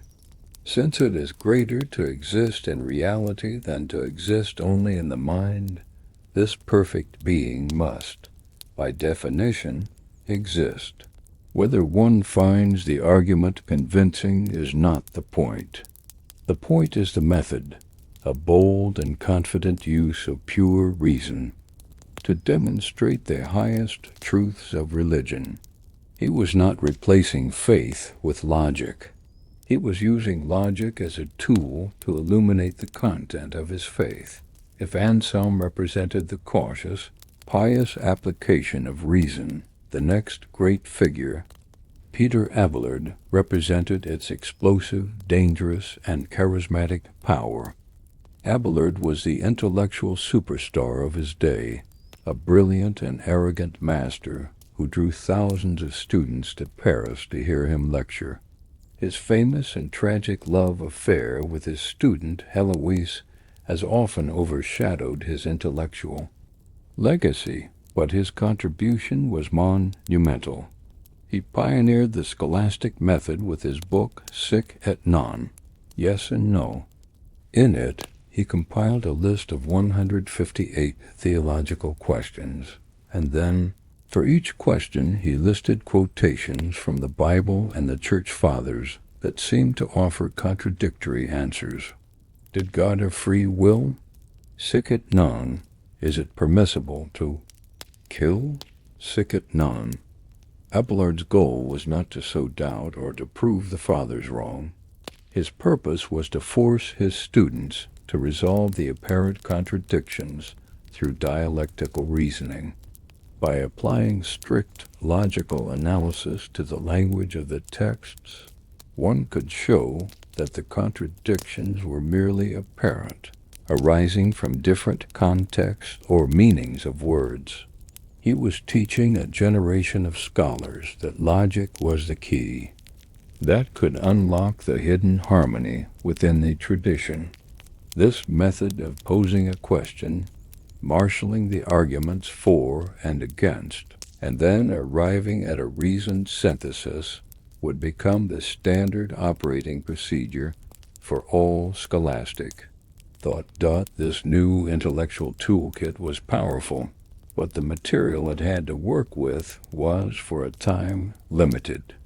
The scholars of the early 12th century knew the logical works of Aristotle, and they knew the philosophy of Plato, but primarily through the Christianized lens of St. Augustine. The vast majority of classical Greek knowledge, particularly the scientific and metaphysical works of Aristotle, had been lost to the Latin West, but it had not been lost to the world. It had been preserved in the great libraries of the Byzantine Empire, and even more importantly, had been translated into Arabic and studied with immense sophistication by the philosophers and scientists of the Islamic world. In the 12th and 13th centuries, a massive translation movement began, centered in the vibrant, multicultural societies of Spain and Sicily, where Christian, Muslim, and Jewish scholars lived side by side. Working in cities like Toledo, scholars like Gerard of Cremona began translating this treasure trove of knowledge from Arabic into Latin. Suddenly, the West was flooded with texts they had never seen before. Euclid's geometry, Ptolemy's astronomy, the medical works of Galen and Avicenna. But most significant of all was the nearly complete rediscovery of Aristotle. For the first time, Latin scholars had access to his physics, his metaphysics, his ethics, his politics, his works on biology and meteorology. It was an intellectual shockwave of almost unimaginable force. Here was a single mind who had seemingly explained the entire universe through the power of observation and reason alone. Aristotle offered a complete, coherent, and deeply compelling account of reality, from the movement of the stars to the purpose of human life, all without any reference to the Bible, Christ, or the God of Abraham. This new Aristotle presented a profound crisis for Christian thinkers. His vision of the world was in many ways difficult to reconcile with Christian doctrine. Aristotle, through reason, seemed to argue that the universe was eternal, with no beginning in time, which contradicted the biblical account of creation. He argued that the soul was the form of the body, and likely perished with it, which seemed to deny the personal immortality and resurrection central to Christian faith. His God, the unmoved mover, was a pure, abstract intellect, a perfect being thinking only about itself, not the personal, loving, and interventionist God who heard prayers and offered salvation. The reaction of the church authorities was one of alarm. In 1210 and 1215, the burgeoning University of Paris, the epicenter of this new learning, formally banned the teaching of Aristotle's works on natural philosophy. It seemed that the wisdom of the pagan philosopher was an irreconcilable threat to the revealed truth of the faith. Christendom was faced with a stark choice: either reject the insights of reason to protect the purity of faith, or abandon faith in the face of this powerful new scientific worldview. It was into this crisis that the greatest mind of the Middle Ages stepped. His name was Thomas Aquinas. Born to a noble Italian family, Aquinas was a large, quiet, and profoundly humble man. Against the furious opposition of his family, who at one point kidnapped him and held him captive in a castle for a year, he joined the new Dominican order, a mendicant brotherhood dedicated to preaching and study. His fellow students at Paris, noting his size and his quiet demeanor, nicknamed him the Dumb Ox. His teacher, the great scientist Albertus Magnus, famously retorted, "You call him the dumb ox. I tell you this dumb ox shall bellow so loud that his bellowing will fill the world." Aquinas' life work was to undertake the most ambitious intellectual project of his era, to create a complete synthesis of Aristotelian philosophy and Christian theology, to prove that the crisis was a false one. He was convinced that truth was a single, unified whole. Since God was the author of all truth, the truths discovered through human reason, philosophy, could not, in the end, contradict the truths revealed by God, theology. There were two different modes of knowing, two wings on which the human spirit rises to the contemplation of truth.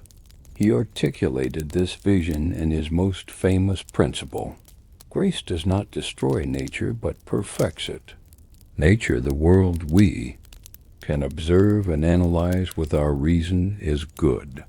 Philosophy, the highest achievement of that reason, is a noble pursuit. Reason can lead us a great distance.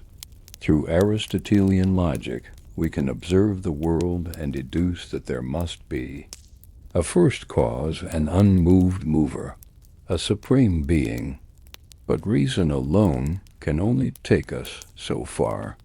It cannot tell us that this first cause is a triune God of Father, Son, and Holy Spirit. It cannot tell us about the incarnation, that God became man to save us from our sins. To know these things, we need grace, the gift of divine revelation handed down through the Scriptures and the Church. For Aquinas, philosophy was the essential handmaiden to theology. It could build the rational foundation, clear up conceptual confusion and defend the faith from its critics. But theology, the queen of the sciences, built upon that foundation, completing the structure and leading the soul to a truth beyond the grasp of mere reason. Aquinas implemented this grand vision in his monumental work, the Summa Theologia, the Summary of Theology. It is one of the most ambitious intellectual structures ever created. The Summa is not a book to be read from front to back, but a vast, interconnected system of thought, a cathedral of logic. It is composed of hundreds of individual questions, and each question follows the same rigorous scholastic method derived from Abelard. Aquinas first poses a question, for example, whether God exists. He then lays out all the strongest arguments. Against the position he will take objections. For instance, the existence of evil in the world seems to prove God does not exist. He then provides a brief counter-statement from a respected authority. On the contrary, often quoting Scripture. Then he gives his own detailed answer. I answer that ... It is here, in his famous 5 ways, that he presents his proofs for God's existence. Unlike Anselm's abstract ontological argument, Aquinas' proofs are all grounded in Aristotle's empirical method. They begin with an observation about the world, that things are in motion, that there are chains of cause and effect, that things exist which could have not existed, and reason backwards to God as the necessary, uncaused, prime mover that explains these observations. Finally, having made his case, he returns to the initial objections and one by one refutes them with surgical precision. This method is repeated relentlessly for every conceivable topic in theology. The Summa was Aquinas' grand reconciliation. He Christianized Aristotle, and in doing so, he Aristotelianized Christianity. He took the pagan philosophers' concepts, form and matter, cause and effect, potentiality and actuality, and used them to build the most sophisticated and comprehensive explanation of Christian doctrine ever attempted. His work was not immediately or universally accepted. Some traditionalists still saw too much pagan philosophy in his theology, but over time the power and coherence of his synthesis won out. Thomism, the philosophy of Aquinas, would become the quasi-official philosophy of the Catholic Church for centuries. The age of the Scholastics marked a pivotal moment in the medieval, world's-long conversation with the legacy of Rome.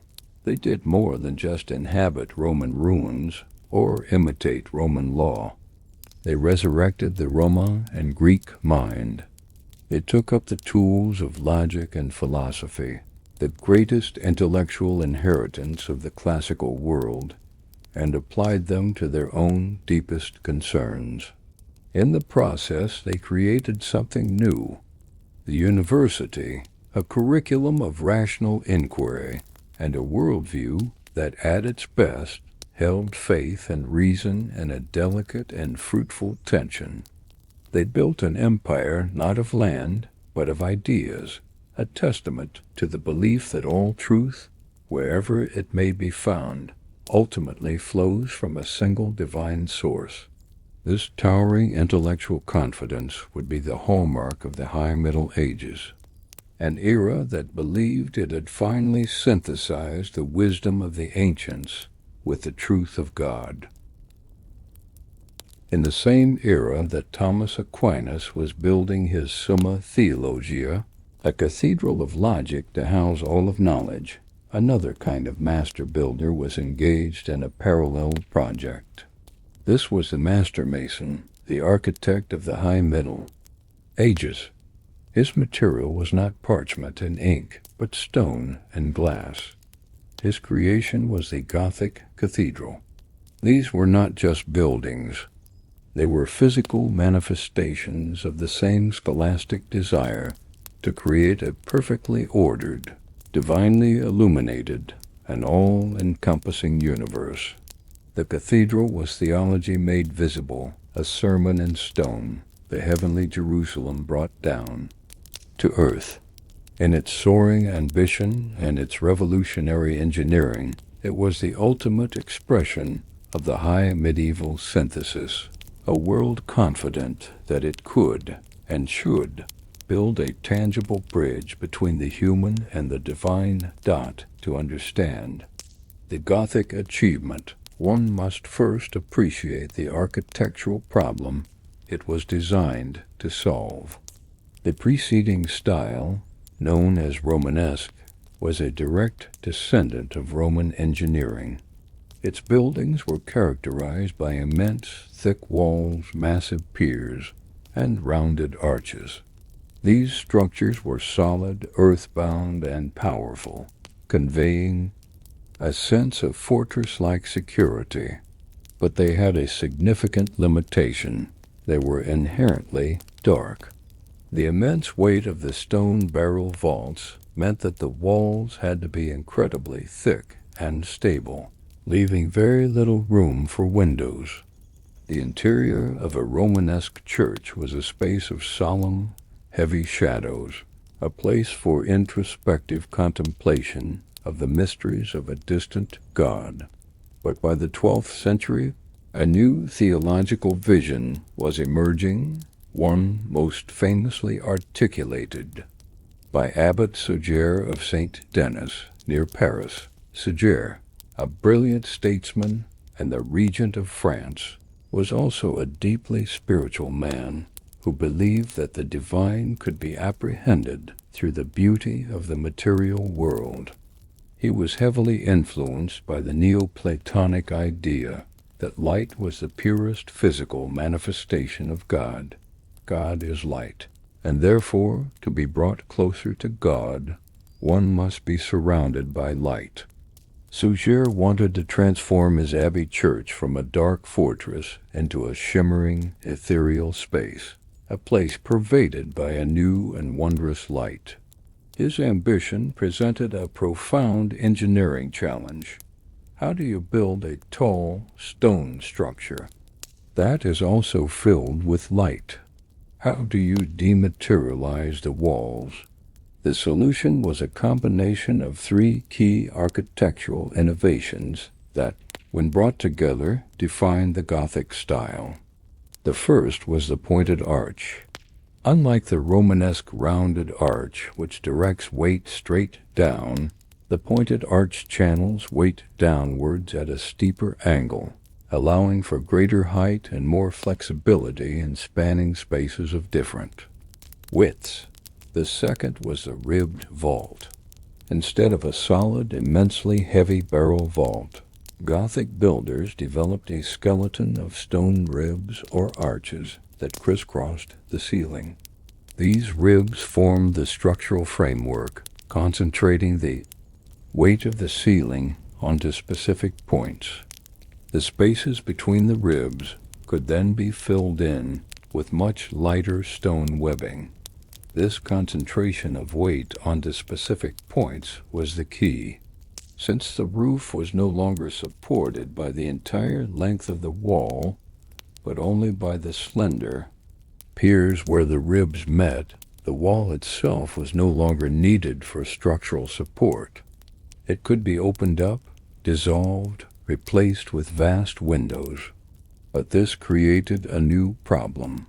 The outward thrust from the high vaults, now concentrated on these piers, was immense. It would push the walls over.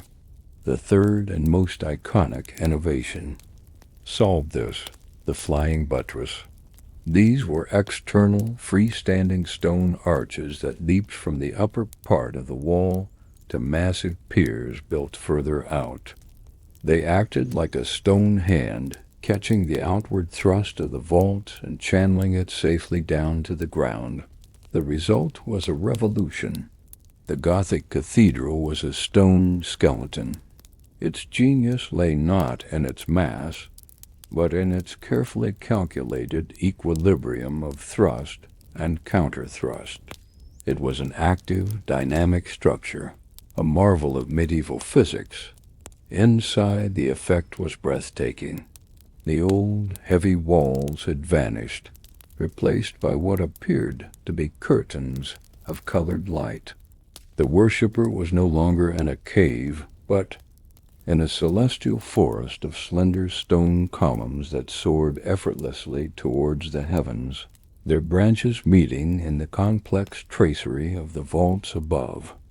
The space was filled with a colored, mystical light that shifted with the hours, a light that, in Suger's theology, was the very presence of God, a direct link to the divine.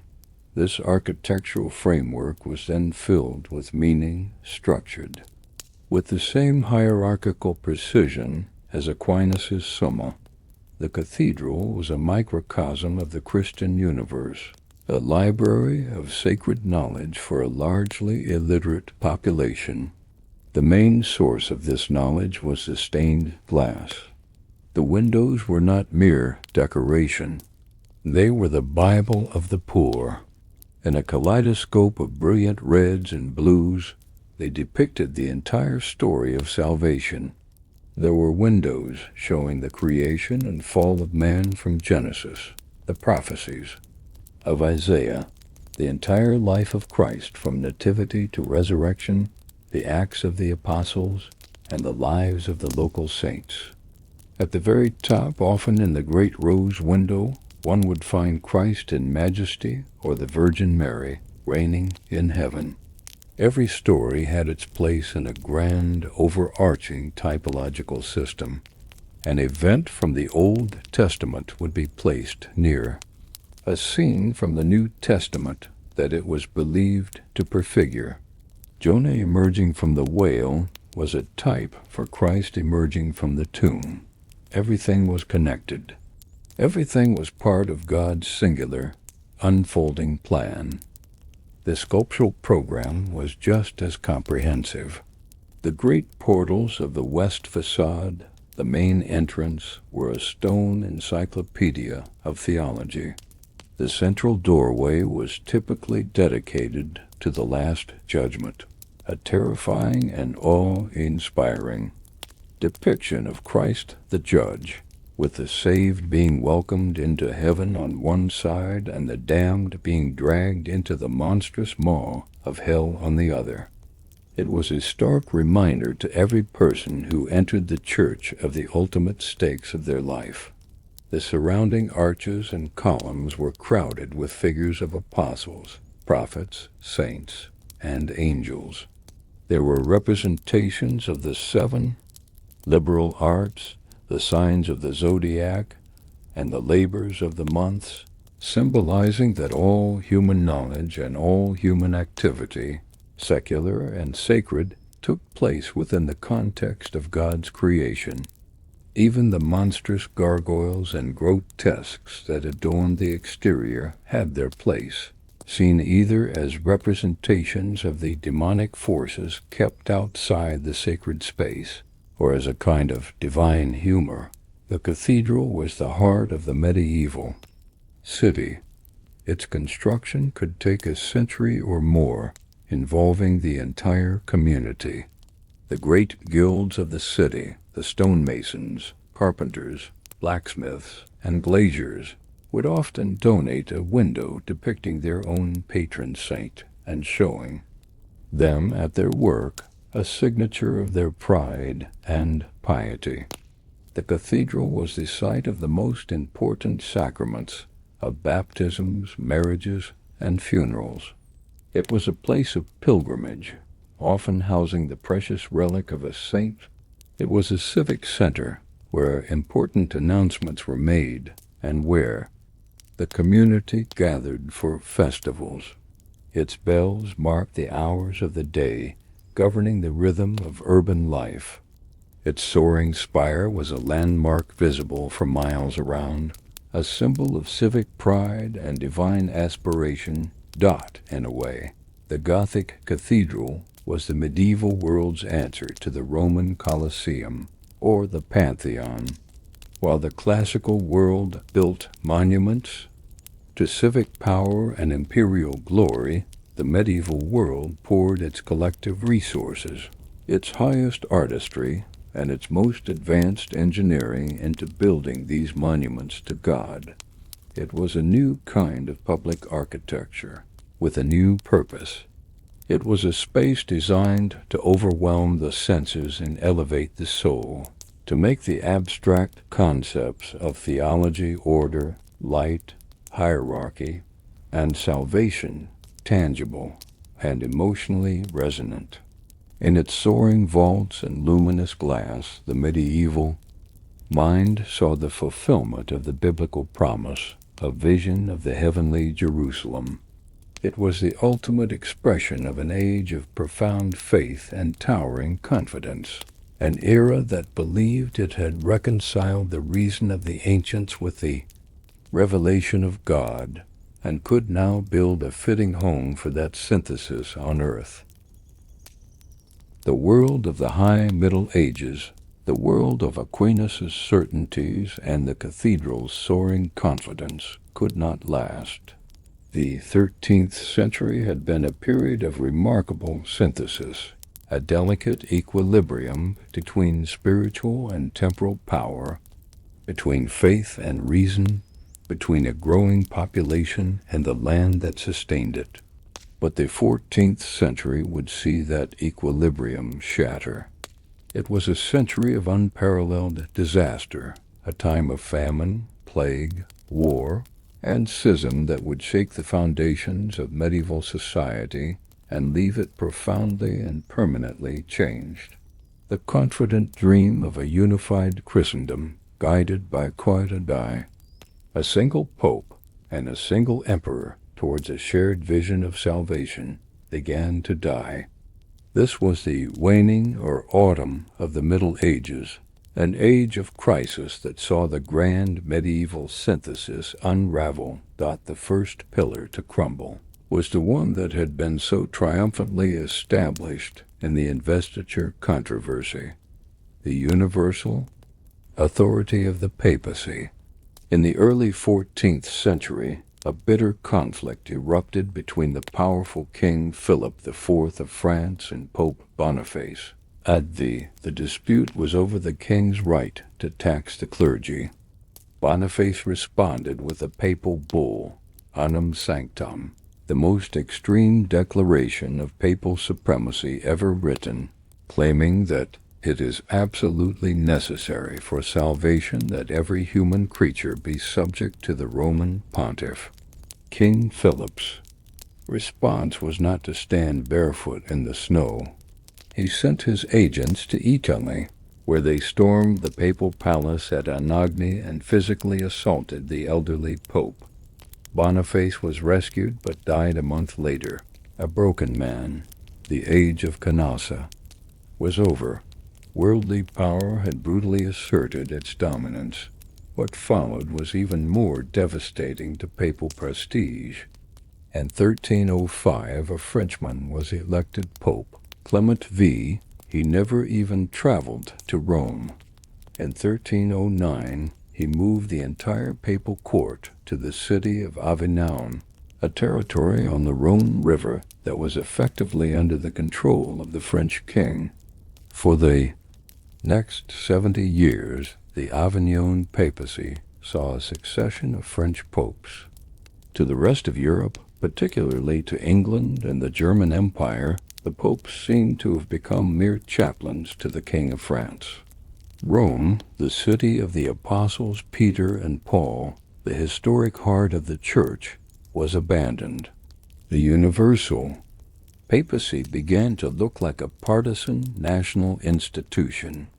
The situation worsened when Pope Gregory XI finally did return to Rome in 1377, only to die a year later. The people of Rome, terrified that another Frenchman would be elected and return to Avignon, rioted, demanding an Italian pope. The cardinals, under duress, elected an Italian, Urban VI, but the French cardinals soon fled, declared the election invalid, and elected their own pope, who returned to Avignon. This was the beginning of the Great Schism, a spiritual catastrophe that would tear Christendom apart for nearly 40 years. There were two popes, one in Rome and one in Avignon, each claiming to be the true successor of St. Peter, each excommunicating the other and all their followers. The kingdoms of Europe had to choose sides. France, Scotland, and Spain backed the Avignon Pope. England, the Holy Roman Empire, and most of Italy backed the Roman Pope. The seamless garment of Christ was torn in two. For the average Christian, the situation was terrifying. How could one be sure their priest was legitimate? How could one be sure the sacraments they received were valid? How could one be sure they were not following an antipope on the path to damnation? The crisis became a laughingstock when a church council convened at Pisa to solve the problem by deposing both popes and electing a new one, only to have the first two refuse to step down. The church now had 3 popes. The very institution that claimed supreme moral authority had become a source of public scandal and division. As the church tore itself apart, a far more visceral and deadly disaster was gathering. The climate of Europe was changing, entering a little ice age. A series of cold, wet summers led to catastrophic crop failures. From 1315 to 1317, the Great Famine swept across northern Europe, killing millions and leaving the surviving population malnourished and vulnerable. But this was just a prelude. In 1347, Genoese trading ships returning from the Black Sea port of Caffa docked in Messina, Sicily. Aboard the ships were rats, and on the rats were fleas, and in the fleas was the bacterium Yersinia pestis. This was the arrival of the Black Death. The plague that followed was a demographic holocaust of unimaginable proportions. It spread with terrifying speed along the trade routes, reaching Italy, France, Spain, England, Germany, and Scandinavia within 3 years. It is estimated to have killed between 1/3 and 1/2 of the entire population of Europe.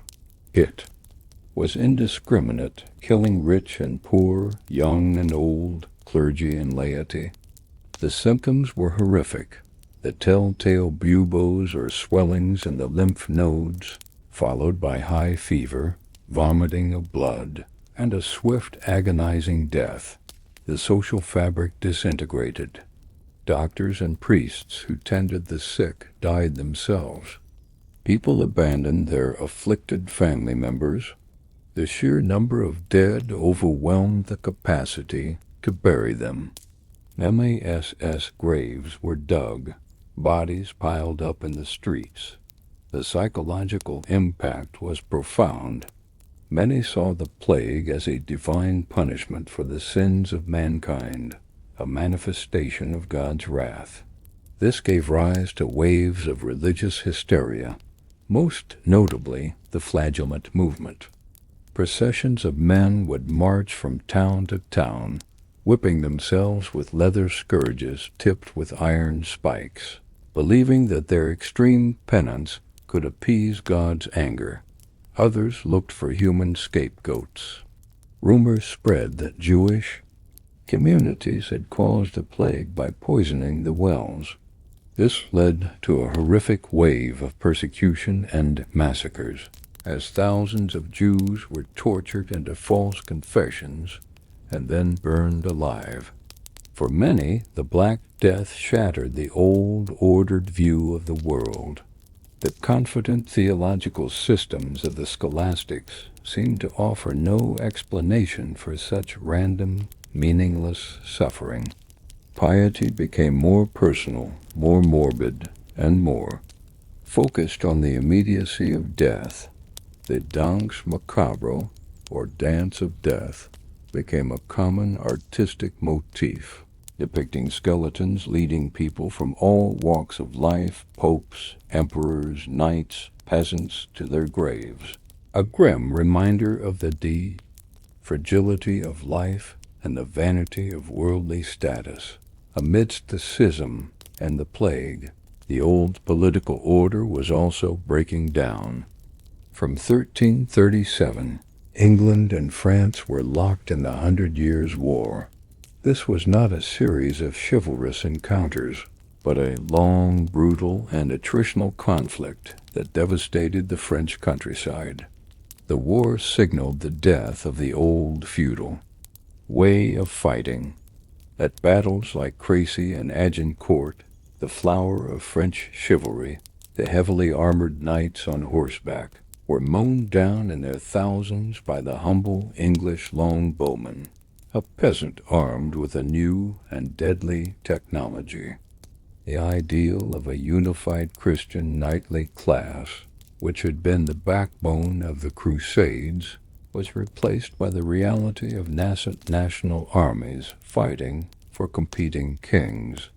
Figures like Joan of Arc, a peasant girl who claimed divine mission to lead the armies of France, symbolized the rise of a new, powerful force, national identity.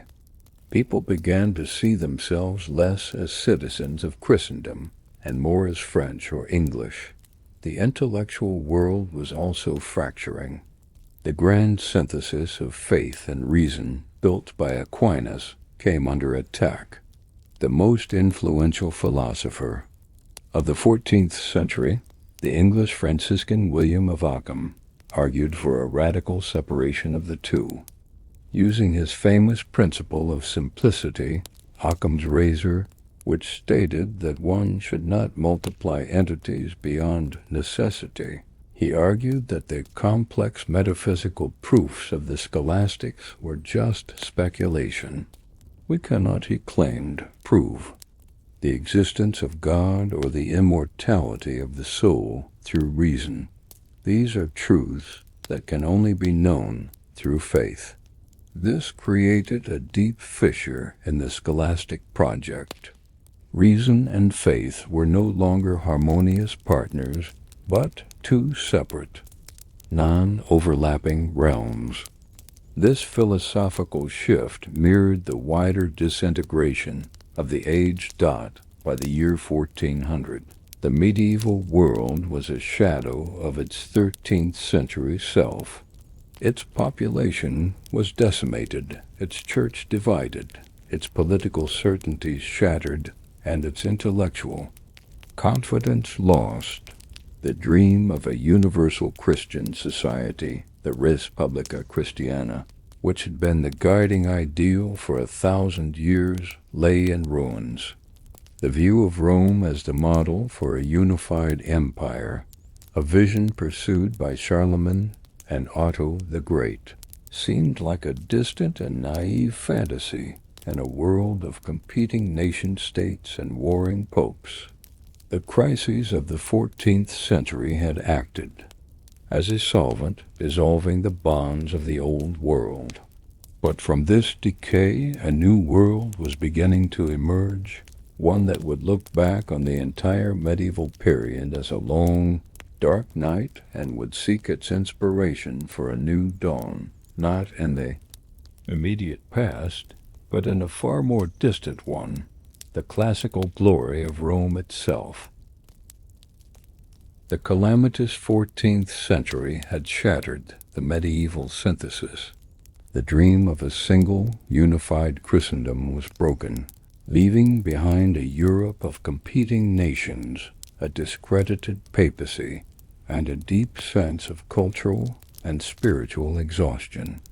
It was in this environment, particularly in the bustling, competitive, and fiercely independent city-states of northern Italy, that a new movement was born. We call it the Renaissance, the rebirth. It was a movement driven by a new way of looking at the world, and especially a new way of looking at the past. Its proponents did not seek to continue the traditions of the last 1,000 years, but to leapfrog over them entirely. They turned their backs on what they saw as the Gothic barbarism of the Middle Ages and sought to resurrect the lost glory of another time. Their gaze was fixed firmly on ancient Rome, but their perspective was entirely new.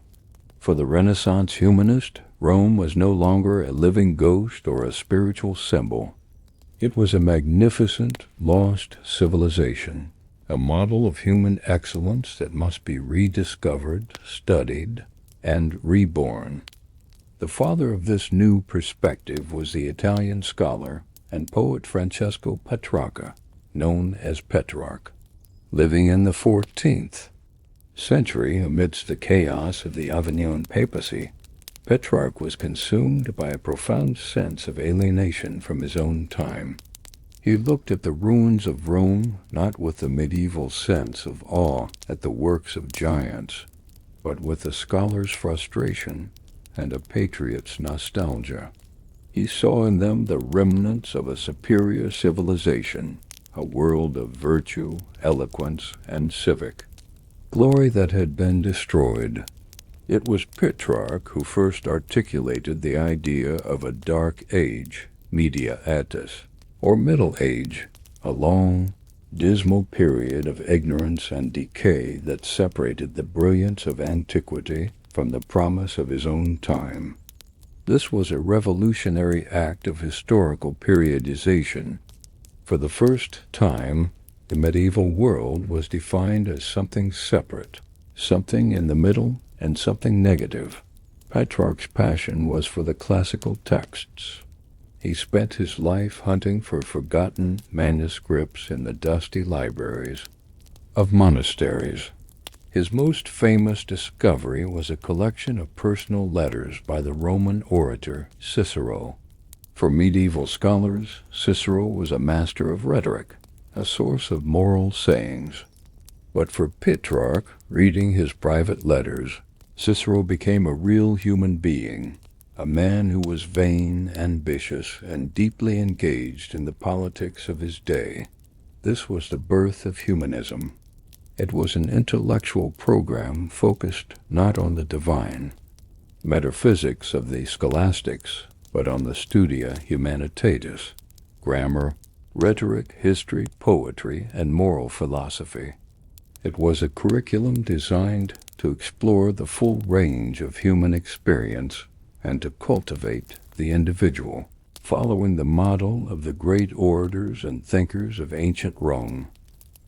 Humanists believed that by immersing themselves in the pure, classical Latin of authors like Cicero and Virgil, they could learn to think, speak, and write with a new clarity and eloquence, and in doing so, revive the civic and moral virtue of the Roman Republic. This new passion for antiquity spread like wildfire through the Italian city-states. Florence, a wealthy republic proud of its supposed Roman origins, became the epicenter of the Renaissance. The city's leaders, wealthy merchants, and bankers like the Medici family became lavish patrons of this new learning and the new art it inspired. Artists and architects now made pilgrimages to Rome with a new purpose. They were not there to quarry stone or to venerate the sites of Christian martyrdom. They came with sketchbooks and measuring tapes. The architect Filippo Brunelleschi, for example, spent years in Rome studying the ruins, most famously the Pantheon, with its vast unsupported dome. He was not just looking at it. He was reverse engineering it, trying to unlock the secrets of Roman engineering so that he could accomplish a feat that had been impossible for 1,000 years, to build the dome for the new cathedral in Florence.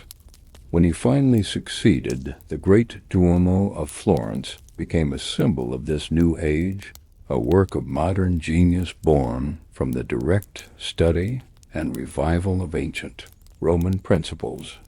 This new art was a conscious rejection of the medieval Gothic style. Renaissance artists like Donatello and Michelangelo studied ancient Roman statues to learn the principles of realism, anatomy, and human emotion. They sought to capture the dignity and beauty of the human form, just as the ancients had done. The medieval perspective, which saw the body as a source of sin and temptation, gave way to a new celebration of human potential. Renaissance political thinkers, most famously Niccolò Machiavelli, also turned to the Roman past for inspiration. He read the historian Livy not for pious examples of virtue, but for cold, hard lessons in how to acquire and maintain power. His work, The Prince, is a manual of realpolitik that consciously sets aside Christian morality in favor of the practical, often brutal logic of Roman statecraft. The final catalyst for this rediscovery was a momentous and tragic event. In 1453, the armies of the Ottoman Sultan, Mehmed the Conqueror, using massive cannons, finally broke through the ancient triple walls of Constantinople. The city that for 1,000 years had called itself the New Rome fell. The last Roman emperor, Constantine XI, died fighting on the walls, and the continuous line of Roman history that stretched all the way back to Augustus was finally severed. While a disaster for Christendom, the fall of Constantinople gave a final, powerful impetus to the Renaissance. Greek scholars fled the fallen city, seeking refuge in Italy. They brought with them a treasure trove of Greek manuscripts, including the complete works of Plato, Homer, Herodotus, and Thucydides, many of which had been unknown or poorly understood in the West. This influx of Greek learning further fueled the humanist project, creating a fuller, more nuanced picture of the classical world. With the Renaissance, the medieval perspective on Rome died. The 1,000-year-long conversation, with all its phases of emulation, revival, and synthesis, came to an end. Rome was no longer seen as a continuous part of a living history. It had become antiquity, a separate and idealized historical period. It was now a golden age to be admired from a distance, a model of perfection against which the barbarism of the intervening Middle Ages could be judged. The humanists of the Renaissance created the very idea of the Middle Ages in order to define themselves. They were the moderns, the ones who had finally reawakened from a long slumber and rekindled the pure flame of classical learning. This view of a dark age followed by a rebirth would profoundly shape our own understanding of history for the next 500 years. The medieval world, which saw itself as the inheritor and perpetuator of the Roman legacy, was now cast as its destroyer. The ghost of Rome had finally been laid to rest, only to be replaced by a curated museum of its achievements, a source of inspiration for a new and very different age. Our journey tonight has been a long one, a voyage through 1,000 years of memory. We have traced a long, shifting shadow of an empire, watching as its meaning was debated, transformed, and reborn in the minds of those who came after. For the so-called barbarian kings, the ruins of Rome were a source of legitimacy, its laws a blueprint for order in a fractured world. For Charlemagne, the name of Rome was a crown, the justification for a bold, if fleeting, dream of a new universal empire. For the German Caesars who followed, that imperial dream was forged anew, bound to the fate of their kingdom and the control of the Church.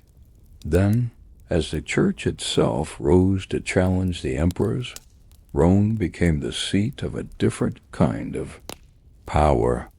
The legacy of Roman law shaped the claims of a papal monarchy, and the crusading zeal it unleashed was aimed at recapturing a city, Jerusalem, whose significance was defined by the Roman events that had unfolded there. In the universities, the rediscovered reason of the ancients, the intellectual heritage of Greece and Rome, became the sparring partner for faith, leading to the grand, confident synthesis of scholasticism, a worldview made manifest in the soaring, light-filled spaces of the Gothic cathedral. We have seen that world fall apart, undone by the profound crises of the 14th century, its certainties dissolving in the face of plague, schism, and war. And we have ended with the dawn of a new age, the Renaissance, which, in its passion to revive Rome, created the very concept of the Middle Ages, casting it as a long night between two brilliant days. The medieval perspective on the Roman Empire was never static. It was a dynamic and creative engagement with a past that refused to die. The people of the Middle Ages lived under the shadow of Rome, but they were not paralyzed by it. They argued with it, they reshaped it, they Christianized it, and they built their own unique and complex civilization upon its foundations. Understanding their perspective is not just an exercise in history. It is a reminder that the past is never a simple set of facts. It is a story, and it is a story that each generation, including our own, tells itself anew. Thank you for joining us on this long journey. I hope it has offered some quiet contemplation. Until next time, may your nights be peaceful and your thoughts be deep. Good night.